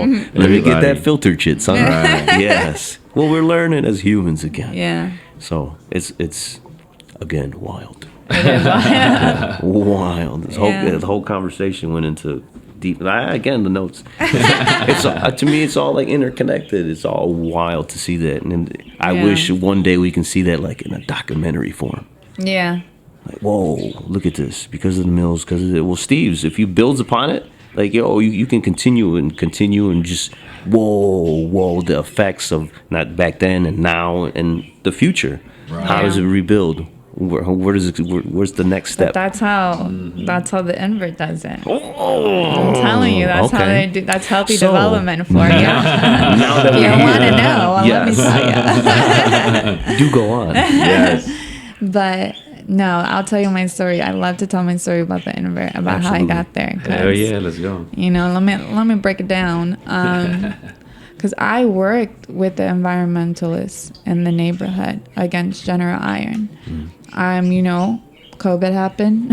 You got furloughed. Yeah. You have more time. You know, I got more time to work on Aware during that time because it's always been my dream to have this non-for-profit that just makes I don't want to invent the wheel. It's already been invented, you know. Right. You just figure out how many people you can get on that wheel, right? So that's what I want to do is make people more aware and get them connected with the resources that are available. Because there are some resources available. That's what I Yes. love to try to, you know, Yeah. get them, you know, circulating with where they need to be circulated, right? Where people need help and need opportunity. And if it's there, let's connect you to that opportunity. But during the pandemic, I had time. Obviously, I wasn't working. And I got involved in the neighborhood with, you know, the issues going on and what they were fighting against, you know. And it was definitely an experience. I learned so much. I made some good relationships with some good people, you know. But the ending was terrible. What? It was terrible because during the fight against General Iron, Invert came up. And it wasn't a conversation about this is what this is what there's. It was we're against it. When I was told that, I was like, wait a minute, pause, hit the brakes, rewind. What did you just say? Yeah. This is a collective. We need to talk about it, or everyone should have their own opportunity to get their own information and then make a decision. How can we be fighting this one fight and then jump to another fight, stress all these people out, and say no. Like, how do you do that? Yeah. And this is only my perspective. I can only speak for myself and how Yeah. I interpreted what was suggested. So I went to Invert on my own to find out about who they were. Also, mind you, because my now coworker, I went to high school with him, so I knew Alberto. Like, I knew Bert. Yeah. What up, Yeah, Bert? shout out Bert. They're coming for you. Right. Yes, Come in. yes. But with respect of that relationship, and like, he used to fight against Petco. Oh, He was part of the environmental fight in the neighborhood, like very well versed, you know, has 2 masters, like amazing. He Amazing. knows. yeah, like let's be adults and have a conversation. Yes. Let's do that. I went, and I will tell you, I do believe the world works in mysterious ways. And things happen the way they happen. Because I was supposed to go there in early January. And unfortunately, my cousin's dad had passed away. So I helped her with all that arrangement. And that pushed my appointment. So I feel like it pushed me maybe to a point where I needed to be mentally, maybe. I don't know. I feel like it was just right when I went. I always volunteer at the food pantry. It's every Wednesday. That's I'm there dope. 1 to 3. Wow. But Man, wait up. I love going there. That's a family right there. But So I was like dressed. I was like in like my winter gear because you know it's outside. Now it's inside. They changed things a bit, but back in the day it was outside. So I'm like covered head to toe, you know, and I have a mask. It was during COVID, so like everybody has masks. You can only look at each other's eyes. Yes, that's wild. Like that's it. Yeah. And I'm there, and I'm trying to like learn about, you know, who the Invert is, why they're here, what do they plan to do. I was there for like 3 hours. Like I was like, oh shit, just having this in-depth conversation. Like seriously, like what do you want to do? Like what are you trying to bring to the neighborhood? And like it was very informative, and I wanted everybody to do that. Like I wanted everyone to share that experience, to be brought to the table, to have a conversation about a development in your neighborhood that has opportunity and is giving you a voice. Why wouldn't you come? Wow. And make your demands. Make them. Yes. I like how you added that in there. You should make your demands. You should make your concerns as loud as you want. Yeah. Questions, write them down. Don't be shady though. Like real questions. I'm talking about serious questions, but you know what I mean? Like it was all there, you know? And it was like, it was a great conversation. It was inspiring to be able to hear their vision, you know, from I did make it clear, like, you don't know us. You don't know the drama we've been through. Like, there's going to be a lot of things you're going to have to do to get to know us, and you know what I mean, and give us that seat, right? Give us that opportunity. And then they had Alberto, who was from the neighborhood.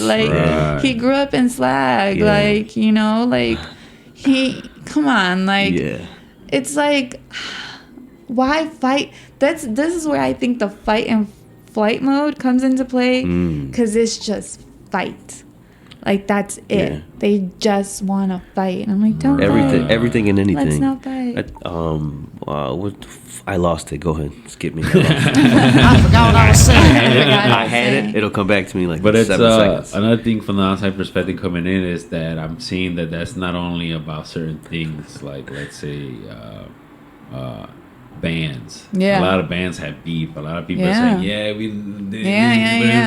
it's like you got to pick a side. And then Headwich versus South Chicago. That's another blah blah blah blah. East side. We're segregated. I always say the bridges and the viaducts separate us. Right. They make us segregated.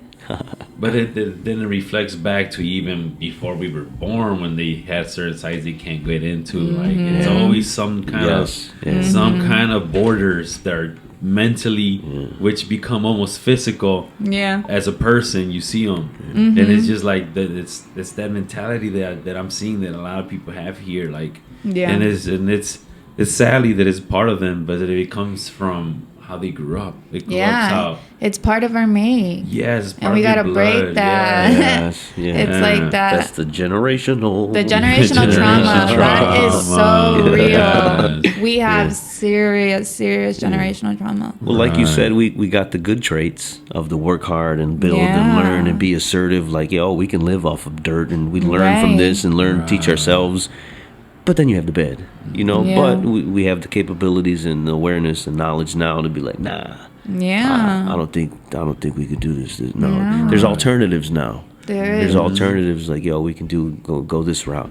And I think now, it's a resource. It's an outlet coming in, and anything new coming in is going to be met with resistance. But if we had, like you said, if we have a alternative route that can change a community for the better, can reshape. Can this be a medicine that can help us? Let's check the side effects. What is this? And you're telling people, do your research, son. Do your own research. Bring your questions. Bring the pain. Come on, and try to fight for your right to live. Pretty much. But the problem is that that a lot of people's mindset, they go into a situation like this with a mindset that I'm not gonna lose to you. And that's important, to lose that mindset and go in there and I'm going to learn and teach for in this moment, because like I said, they go in that mindset that I'm not gonna lose. So whatever you already have something, you're saying something informational in their head. They're already thinking, how am I gonna reflect? I'm gonna answer this one back. How am I gonna get the information she's telling me and make it look bad on her? Right. Like they're like in their mindset's not open to learn or it's a anything win-lose like that. situation. Yeah, it I don't is. know why we all see it like that. Yeah. We all see it as either I'm winning or I'm losing. Yeah. Instead of I'm being. I'm Yeah. just me. Yeah. I'm just me. I'm just living my best life. Like, Yeah. but it does suck because I find myself like that. You know, am I winning or am I losing in the situation? You know, and I should be always winning because I should always be doing what I want to do, right? I should be accepting of the decisions I make because I choose to make them. Yeah. So I should be happy. Like, we need to be more happy and accepting of what we have. Mm-hmm. And you have to find the opportunities that you do have that are in front of you. And just experience life. Experience life. That's what I love about like the group that we're not a coincidence. We're always around. Yeah. They have that same mentality. That's why we all are in between each other's You're circles. No bias. We all see each other accidentally. I don't think it's accidentally no more. We're just in the same energy of the place of this side over here that we're just seeing each other naturally. Not even planned out, you know? Right. So yeah, it's amazing to see all this. Well, like someone said it before, I think we might not have the same struggles, but we're all kind of going through the same shit. And once you vibe with people and you get comfortable with people and you kind of like be yourself, you know. People usually, it's me especially, when I go out in a crowd, like I'm not myself. I'm kind of like I'm observing, I'm quiet, I'm chill. Like it's shit. But when you're around Fred or anybody, you get comfortable, you talk, you kind of learn, you open up, you build. You know, oh shit, it's a different. We're in that time with home, learning. We're students still, student teachers, student teachers, and I think we're finding out that when we talk more, we learn from each other. And now that I can take, all right, when I'm going through this or that or this, or I have outlets, I have more options and resources. And now, and now you build multiple skills. And now, like the artists, again, we go back to the studio. They don't do one medium. Right. Whatever fascinates. If it's business, if it's this, I'm gonna go with what I vibe. Yeah, what feels good. Yes, we'll go with feel, and usually, whatever you go, that usually helps people in some weird way. You know, whatever. It's a wild, weird thing that we need to study for hundreds of years and learn from each other. Absolutely. Like, me being around Jedi naturally, now he runs. Cosmo, now I'm running with them. Yeah. So it happens very naturally. Now he runs like 4 to 6 miles, and I told him like no one does that in the beginning. You just started running. Now he's running for a marathon. And he's running 4 to 6 miles at a fast pace. Like he's like, I feel good. I'm a little sore. He's like, man, you guys are fast. Good. I'm like, no, but your pace and your start is amazing. For me, as a weird guy, I wish I can study that, because anybody else, no, you're going to start at a quarter mile, you're going to start at half a mile, 2 miles, and for whatever reason, it might be environment, or it might be the coffee, it might be your friends, it might be the weed. It's the friends, it's the energy, it's the love. Like the energy of the tribe. I'm reading this book about tiny habits and how to, it's pretty much to, like, better yourself, but you start with tiny habits. And one of the formulas is that just being happy makes you motivated, right? And there is a science to that, because that energy that you feel, that you're excited, it makes you continue to do that. So that's the whole thing with the tiny habits. You have this big goal, right? So you break them down into little habits so you can get to that goal. And within those little tiny habits that you're doing, you're expressing excitement and joy because you completed them. So I feel like for Freddie, he's completing that habit with you by running, and you're such a good time, and he's having a good time that he's like, I'm going, like I'm gone. For me, when I run, like real quick, I don't feel like I'm running. It's so wild that I wish I could put that in a and rewatch it. Because for me, I used to have a certain perspective. Now running with these guys is, and I think for me, it's really the smoking. That's one of my things. Like that puts me in a right mind frame where I can run pretty fast, pretty long, and I don't feel tired. And with these guys, it's fun. It's not a chore. It's not. I would never think of that. And just to have that, it's amazing. Yo, let's build on this. Let's see where this goes. Let's bring you. Let's bring you. Let's bring you. We're gonna have a group of 40, 50 people. There's a running crew on the east side. Oh yeah. Dave, we gotta go. Yeah. Julio does it on Saturdays. Shout out Julio. He does a lot. I think they did the one by Big Marsh. They did one like a 5K. And I think they set it up, or they had some type of involvement. I think Dave from Slackers, I think that's their guy. So I want to again bridge that gap. Like, let's bring the community. Let's bring more. Saying, yeah, absolutely. I have gone to the field over there, the track by the Eggers Grove. Yeah. And you be seeing like grown-ups and I'm like, man, shout out to them. Like they're getting their their steps in. Like I went to Calumet Park this morning. I drove by because I was going to a cop meeting because I'm always at the meetings. You'll see me everywhere. But I did bring that paper because I low-key wanted to tell you guys the number of like thefts, murders, assaults. Like not to be a Debbie Downer, but hearing those numbers, like just knowing what's going on in the neighborhood is it's alarming. It's alarming. Yeah, it is alarming. We should bring awareness to that. There was a lady running on the street. I was like, I wish you had a track, because Calumet Park needs work. Yes, but love. she was getting her exercise on. That motivated me. Like I was like, man, I need to get back to running now that I'm over here. I can do it. But seeing her and just her grit, her will, like on the street, like it does something. It motivates. It motivates to me, I don't like the word motivate. You said something where the tiny habits. Yeah. In a weird way, I like tiny habits. No. That's discipline. But usually the same thing, like there's a stigma with discipline. Usually, for me at least, discipline, there's like a negative homework. I'm gonna discipline you. A chore. It's but what is discipline? It's a tiny habit. It's a tiny habit. For me, discipline is working out. I'm gonna get up no matter how I feel. 6 a.m. Get your ass up and run, boy. Go hit that treadmill. How do you do it?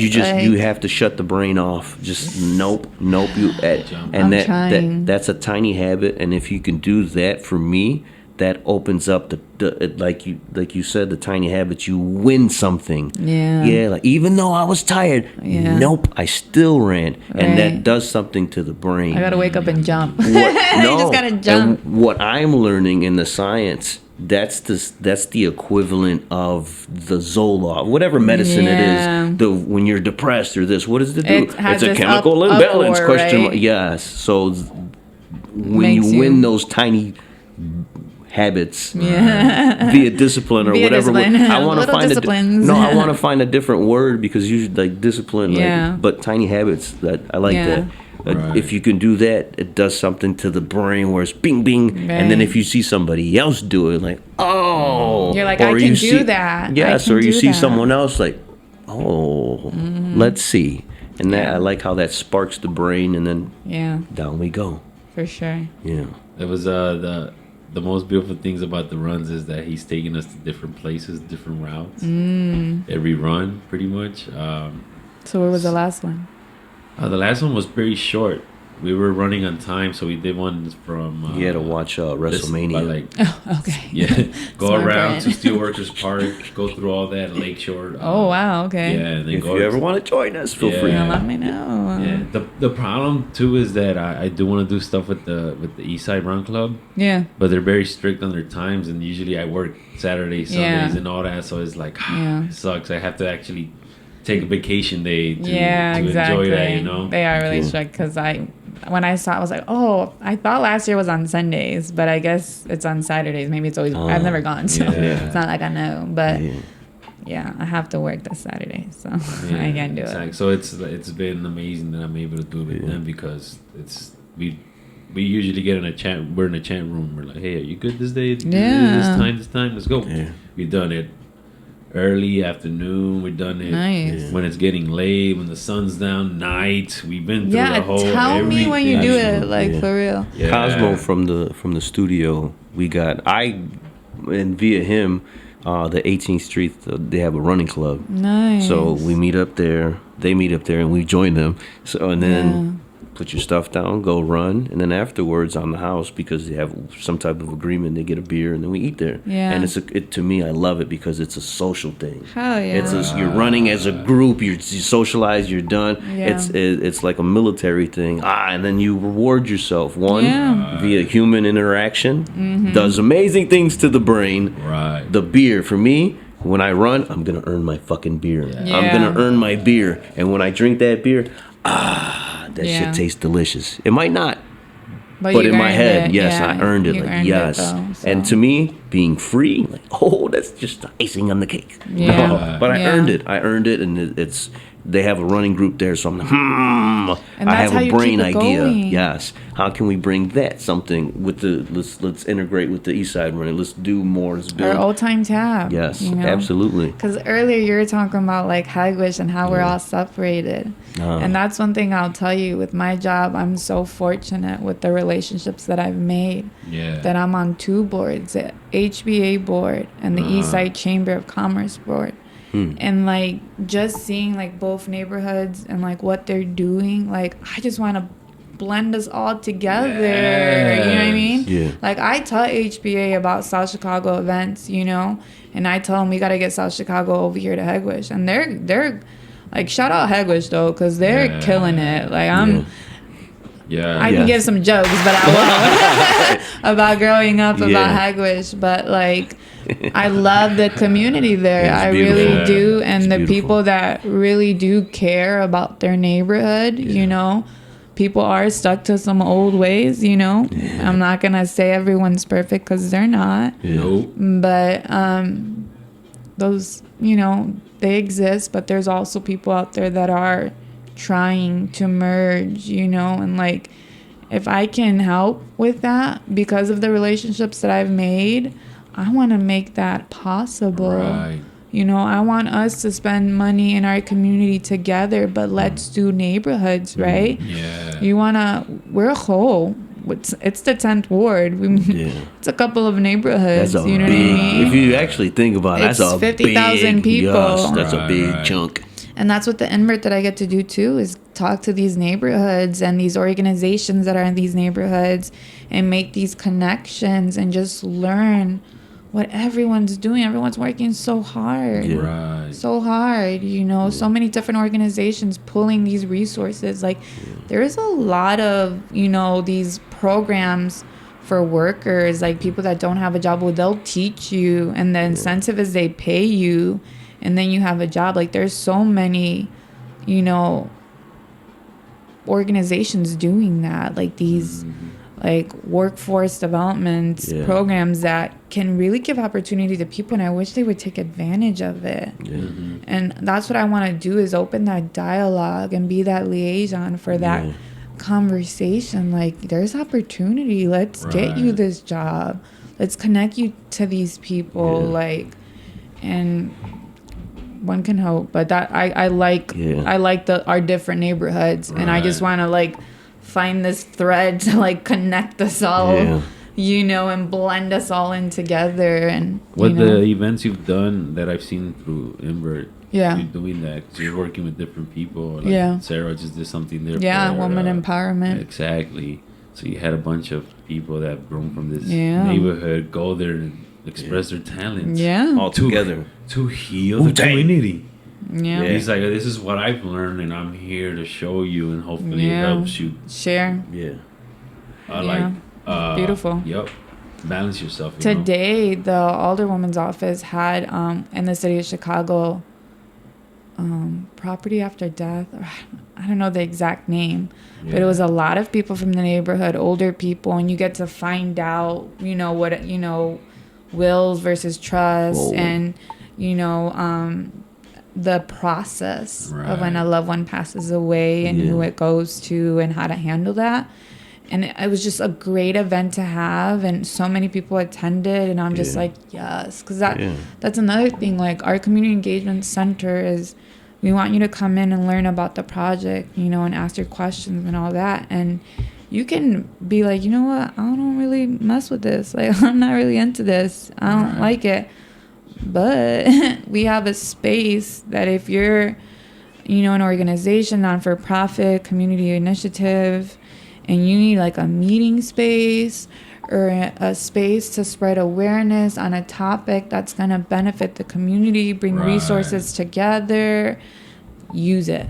Please. Yeah. Right. Please. We want to, be that connector and give that opportunity, the best that we can. It's important. Any last question? I have one. No. Go ahead. I think we're living in, are you familiar with Plato's, the allegory of the cave? No. I think we're living in that. So roughly my synopsis, my summary of that, you live in a certain environment. Right. And that's your normal.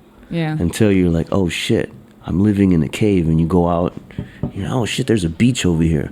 Oh shit, look, there's a fucking coconut. Look at there's fucking bananas and shit.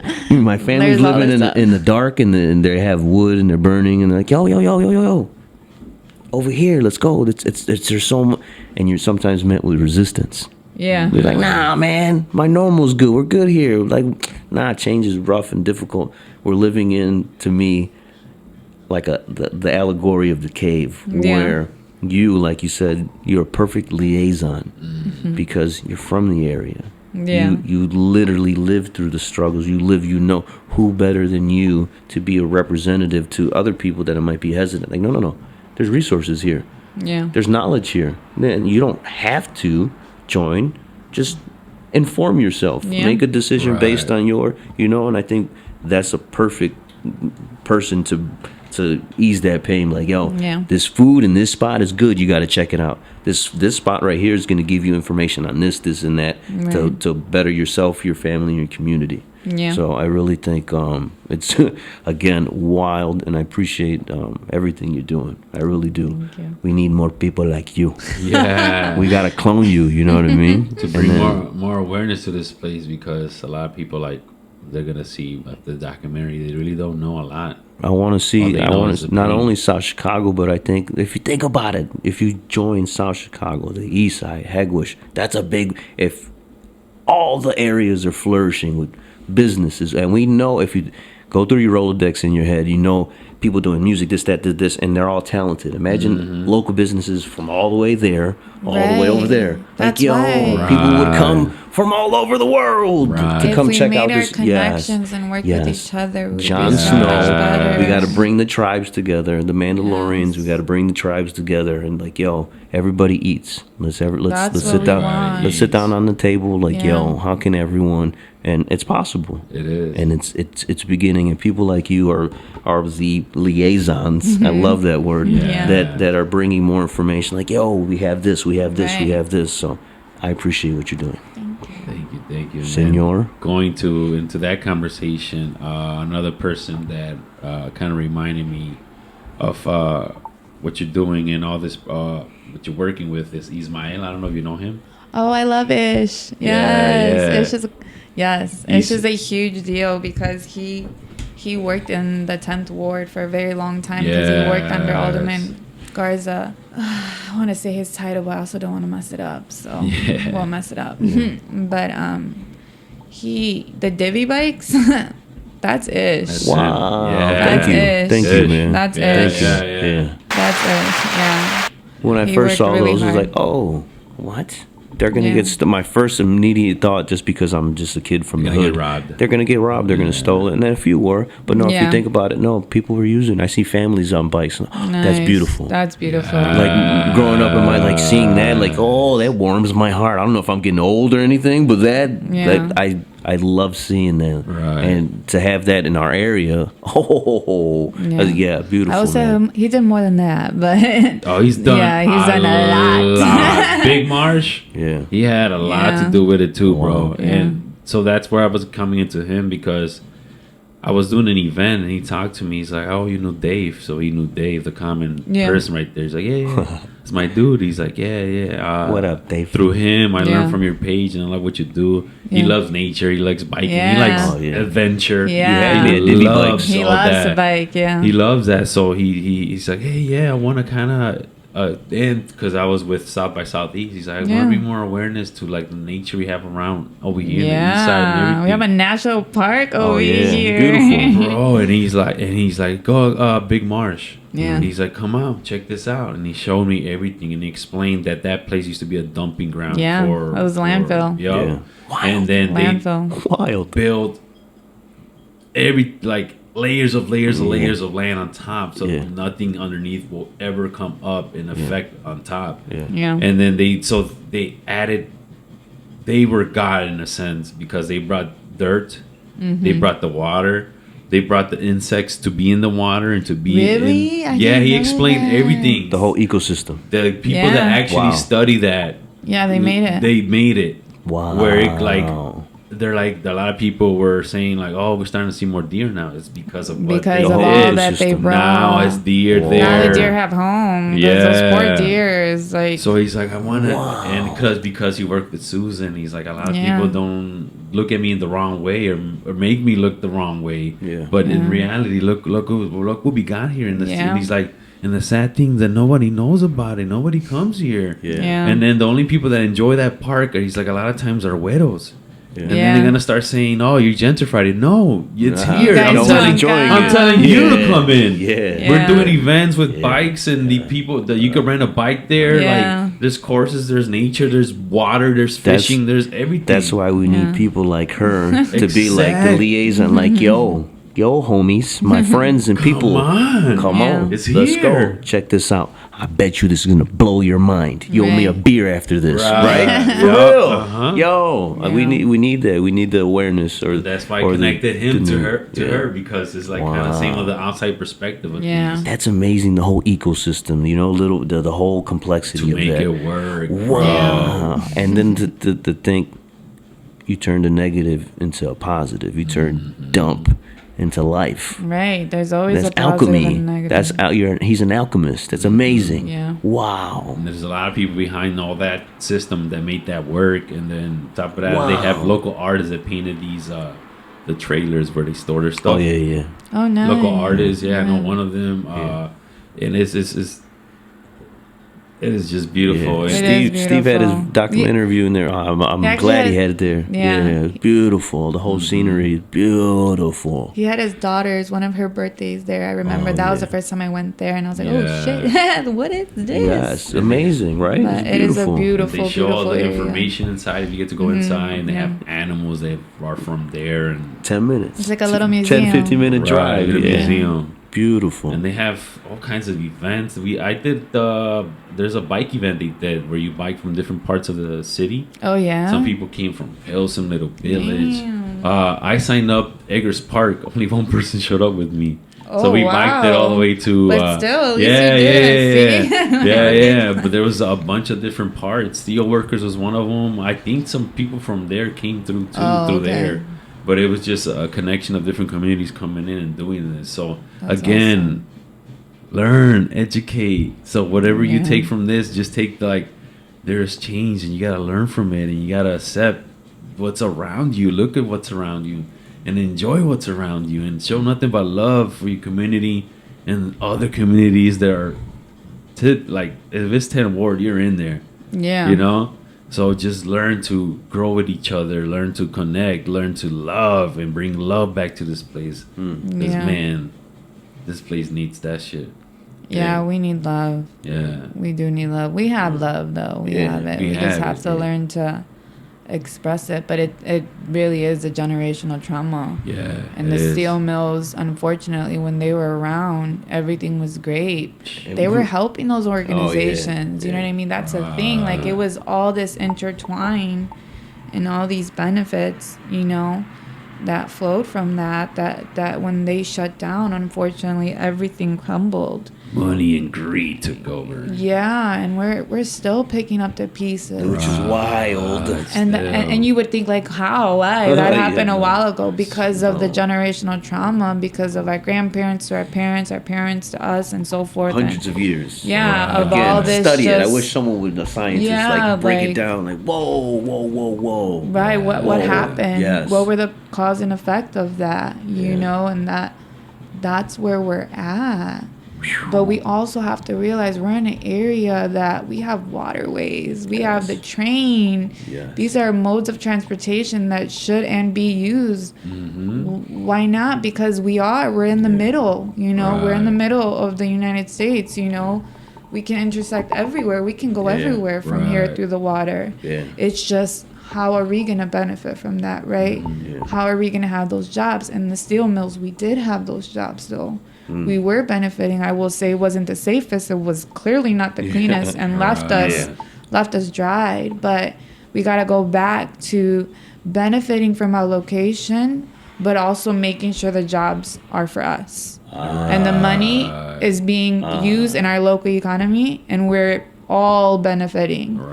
Because everyone's, you know, has a job, can have something for their family, and Everybody also just... eats. Yeah, everybody eats. Wow. And we get that love back. We start making those Yes. connections again and bring it all again, like full circle. We're bringing it back, but we're bringing it back right. And when, Right? and when you do that, I think naturally just the crime and all that shit goes down, It because does. everyone, you're good. You don't, like, there's no scarcity. There's no, like, the crab mentality pulling everyone down. Like, no, Right. yo, we got enough for everyone. Like, yo, it's a different environment. Yeah, like shout out to our leagues that are, you know, in our neighborhood, you know, the Eastside Little League, Midwest Forge, the Hegwish Girls, like those teams are doing a lot for our kids. You know, they're keeping them off the streets because they're giving them, you know, sports. Yeah, an outlet. An activity for them. You know, a team, you know, to learn how to work together. Discipline. Discipline. No, sorry. Tiny habit. Participation in a team, you know. You learn, also learning how to lose. I think, you know, you learn so many, like sports and everything. Community, you learn so much. Yeah. That's awesome. Yeah, it's good.